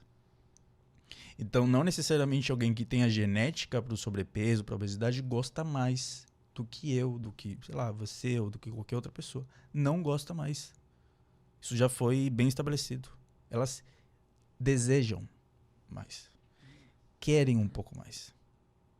E em contextos de privação de sono, de estresse, se amplifica o desejo. É sofrido para a pessoa resistir, dizer não. É sofrido. Porque ela quer muito. Mas quando come, não gosta mais do que eu e você. Gostam exatamente igual. Então, como que a gente pode manejar e mudar o contexto para que essa reatividade aos estímulos no ambiente não afetem a tomada de decisão? Cara, eu não posso ter alimento calórico dentro de casa. Ah, mas eu vou ter mais força de vontade. Não vai ter mais força de vontade, porque força de vontade não é uma entidade que surge do nada porque você tem mais coragem ou você é mais forte. Não tem absolutamente nada a ver com isso. Força de vontade está mais para motivação e percepção de esforço e um conjunto de outras operações de alto nível que acontecem no cérebro, que dependem das funções executivas, controle inibitório, que é uma outra região que pode estar parcialmente afetada em quem tem a genética. Então, episódios de compulsão alimentar, por exemplo, cursam com déficit de controle inibitório e desregulação emocional, principalmente. Por quê? E aí entra uma questão importante. Culturalmente aprendemos que desejar muito comida mais calórica é ruim. Agora, culturalmente a gente não aprende que desejar trabalhar muito é ruim.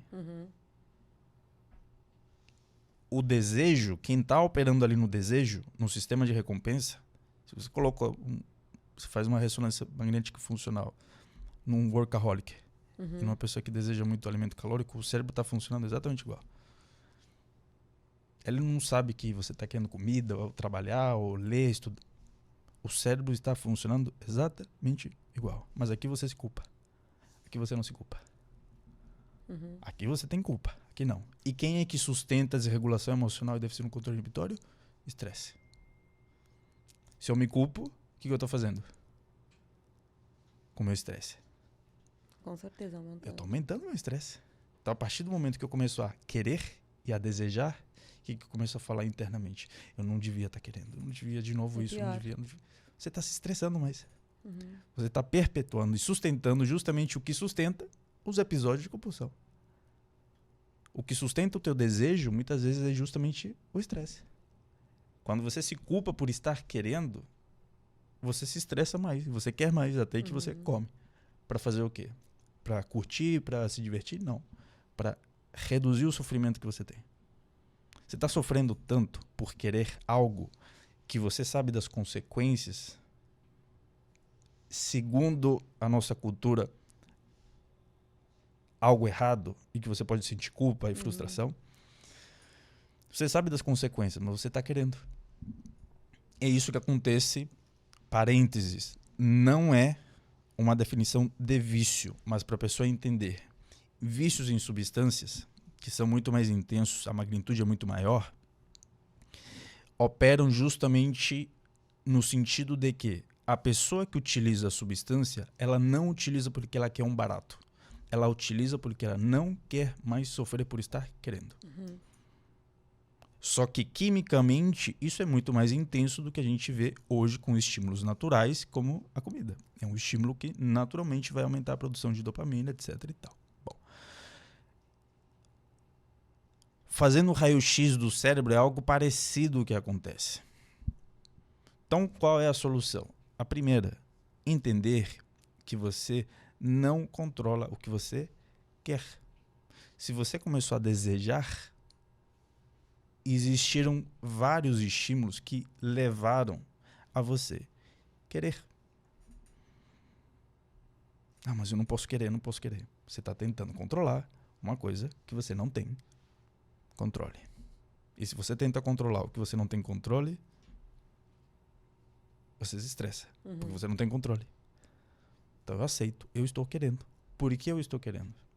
Quais são os estímulos que me levaram a estar desejando hoje, sendo que ontem eu não estava querendo tanto assim? Ah, eu vi um pedaço aqui. Ah, tinha na geladeira. Ah, hoje eu me estressei mais. Eu tive uma noite de sono muito ruim. será que nesse momento eu posso ter um pouquinho de compaixão comigo mesmo? Posso fazer o teste de não me cobrar tanto ali nesse momento e falar, cara, amanhã vai ser um novo dia. Hoje eu sei que eu tô assim, fiz o melhor que eu podia, de manhã cedo segui a dieta da minha nutricionista, fiz o almoço ali o melhor que eu podia, tentei fazer exercício, de repente, sei lá, não deu pra fazer exercício físico, hoje tô me sentindo assim, tô com muita vontade. De repente, se eu comer um pedacinho aqui de um chocolate, ou como uma fruta, será que já vou ficar legal, vou ficar bem? Vou praticar um autocuidado, vou tomar um banho quente, tentar dormir cedo, porque amanhã é um novo dia e vai recomeçar. Então, o que eu digo assim pra galera, cara, em dias ruins, sabe a melhor coisa que você pode fazer? Sabe qual é a melhor coisa? Não fazer besteira. Esse é o teu objetivo num dia ruim. É não fazer besteira. Se você conseguiu não fazer uma besteira, você não tem que acertar. Perfeito. Você só não tem que fazer besteira. Deixa aí, tá? Não vai lá xingar aquela pessoa lá que você tá com raiva. E às vezes descansar, né? Dormir. Descansa. Dormir, regula. Descansa. Tudo, tu já acorda diferente. Isso. Fê, e a gente tá falando da importância de entrar em contato, né? Com esses pensamentos, emoções, sentimentos e enfim. E para isso tu tens um grupo. Pode falar um pouco mais pra gente? Pra quem quiser te achar, como é que faz? Pra mim achar é muito fácil. Fernando MPT, coloca ali no Instagram, me acha. Tá? Hoje a gente tem a comunidade bem adaptados. A ideia é justamente criar um ambiente de oportunidade para que as pessoas consigam se desenvolver em vários contextos. Um ambiente onde você se sente seguro por ser quem você é, cara. Para você falar o que você está sentindo, para você aprender a falar o que você está sentindo. Perfeito. Para você aprender a estabelecer limite, para você aprender a falar o que você precisa, para você entender que o que você necessita é válido. Com um grupo de outras pessoas que também estão de alguma forma tentando seguir caminhos parecidos, desenvolver bons hábitos, para você aprender a estabelecer valores. Quais são os teus valores? Perfeito. Para você conseguir aumentar a percepção de controle com o tempo, para você sentir que está num ambiente seguro, que te apoia e que diz, cara, isso que você está fazendo aqui é muito legal, o que você não conseguiu fazer, como é que eu posso te ajudar? Como é que a gente pode criar um mundo onde as pessoas se ajudam? É o que eu imagino. Perfeito. E para entrar na comunidade é através do teu Instagram? No Instagram tem lá os links de acesso e provavelmente mais para frente a gente vai ter outras formas aí de deixar o contato. E assim, é muito fácil entrar, mas hoje pode entrar lá no Instagram lá que tem lá as informações lá muito acessíveis. E tu faz atendimentos também, né? Faço. Tem os atendimentos, tem a clínica, tem nutricionistas hoje também que trabalham junto. Tem as mentorias para outros profissionais da área da saúde. Quem não é da área da saúde, a gente também faz as mentorias, né, sobre desenvolver algumas skills que a gente considera que são importantes no mercado de trabalho. Legal. Afinal de contas, eu particularmente fico, de certa forma, com alguma inquietação quando vejo que existe um bom profissional que, por falta de, novamente, oportunidade, não aprende a desenvolver habilidades que o mercado hoje exige. Perfeito.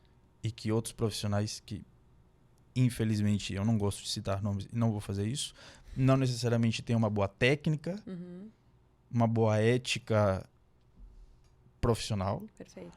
mas são muito bons em se posicionar no seu marketing, na forma como se comunicam e conseguem tirar a gente de quem realmente vai fazer um bom trabalho. Perfeito. Isso me incomoda.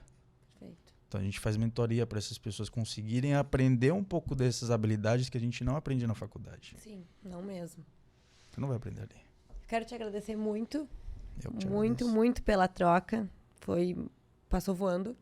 Que bom. Foi muito bom, muito rico. Tenho certeza que pro pessoal também vai ser muito bom ouvir, reouvir muitas vezes para a gente poder realmente entender tudo que a gente falou. São assuntos bem densos, né? Que precisa de reflexão, interpretação, repetição, né? Mas a nossa ideia é ir trazendo essa conscientização aos pouquinhos para vocês. E acho que uma mensagem muito importante é tirar a culpa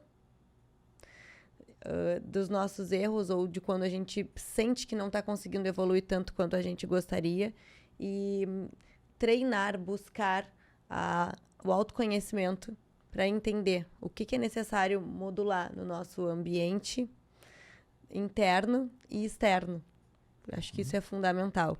E eu quero reforçar também, a gente vai deixar o QR Code aqui do Instagram do Fernando e do método Na Sua Medida, que é um método que eu tenho também voltado para emagrecimento e autoconhecimento, onde a gente tem vídeos semanais ali que falam sobre comportamento, emagrecimento, grupo no WhatsApp, onde todos os dias a gente está em contato com pessoas que também têm um objetivo de emagrecer, de mudar o seu repertório de comportamento e, consequentemente, né, as suas atitudes e resultados. E tem um Instagram também fechado do método com conteúdos exclusivos voltado para nutrição e para essa parte mais comportamental. Então, quem tiver interesse, o QR Code vai ficar na tela para vocês também participarem desse projeto junto com a gente. Muito obrigado, Fê. E até a próxima. Posso falar assim? Claro, claro. A gente fica muito feliz em servir. Acho que isso é o mais importante. Tá de acordo com os nossos valores. Servir. Sim. Para fechar, deixo uma frase para o pessoal pensar mais um pouquinho. Joseph Campbell, ele escreveu bastante sobre o caminho do herói. O que você vê em filmes sobre o carinha que começa ali com um problema, passa por um descobrimento, tem uma descoberta, descobri algo novo. E ele quer contar para todo mundo, quer falar para todo mundo o que eu descobri, o que eu fiz. Ele volta para o mundo, sai da caverna, volta para o mundo e tenta gerar algum tipo de mudança. O Joseph Campbell fala assim, na caverna que você tem mais medo de entrar, se encontra o tesouro que você busca. Perfeito. Então, qual é a sua caverninha? Perfeito. Nossa, vai fechar com chave de ouro nessa reflexão. Que bom. Espero ter ajudado. Obrigado. Com certeza. Muito obrigada. Valeu.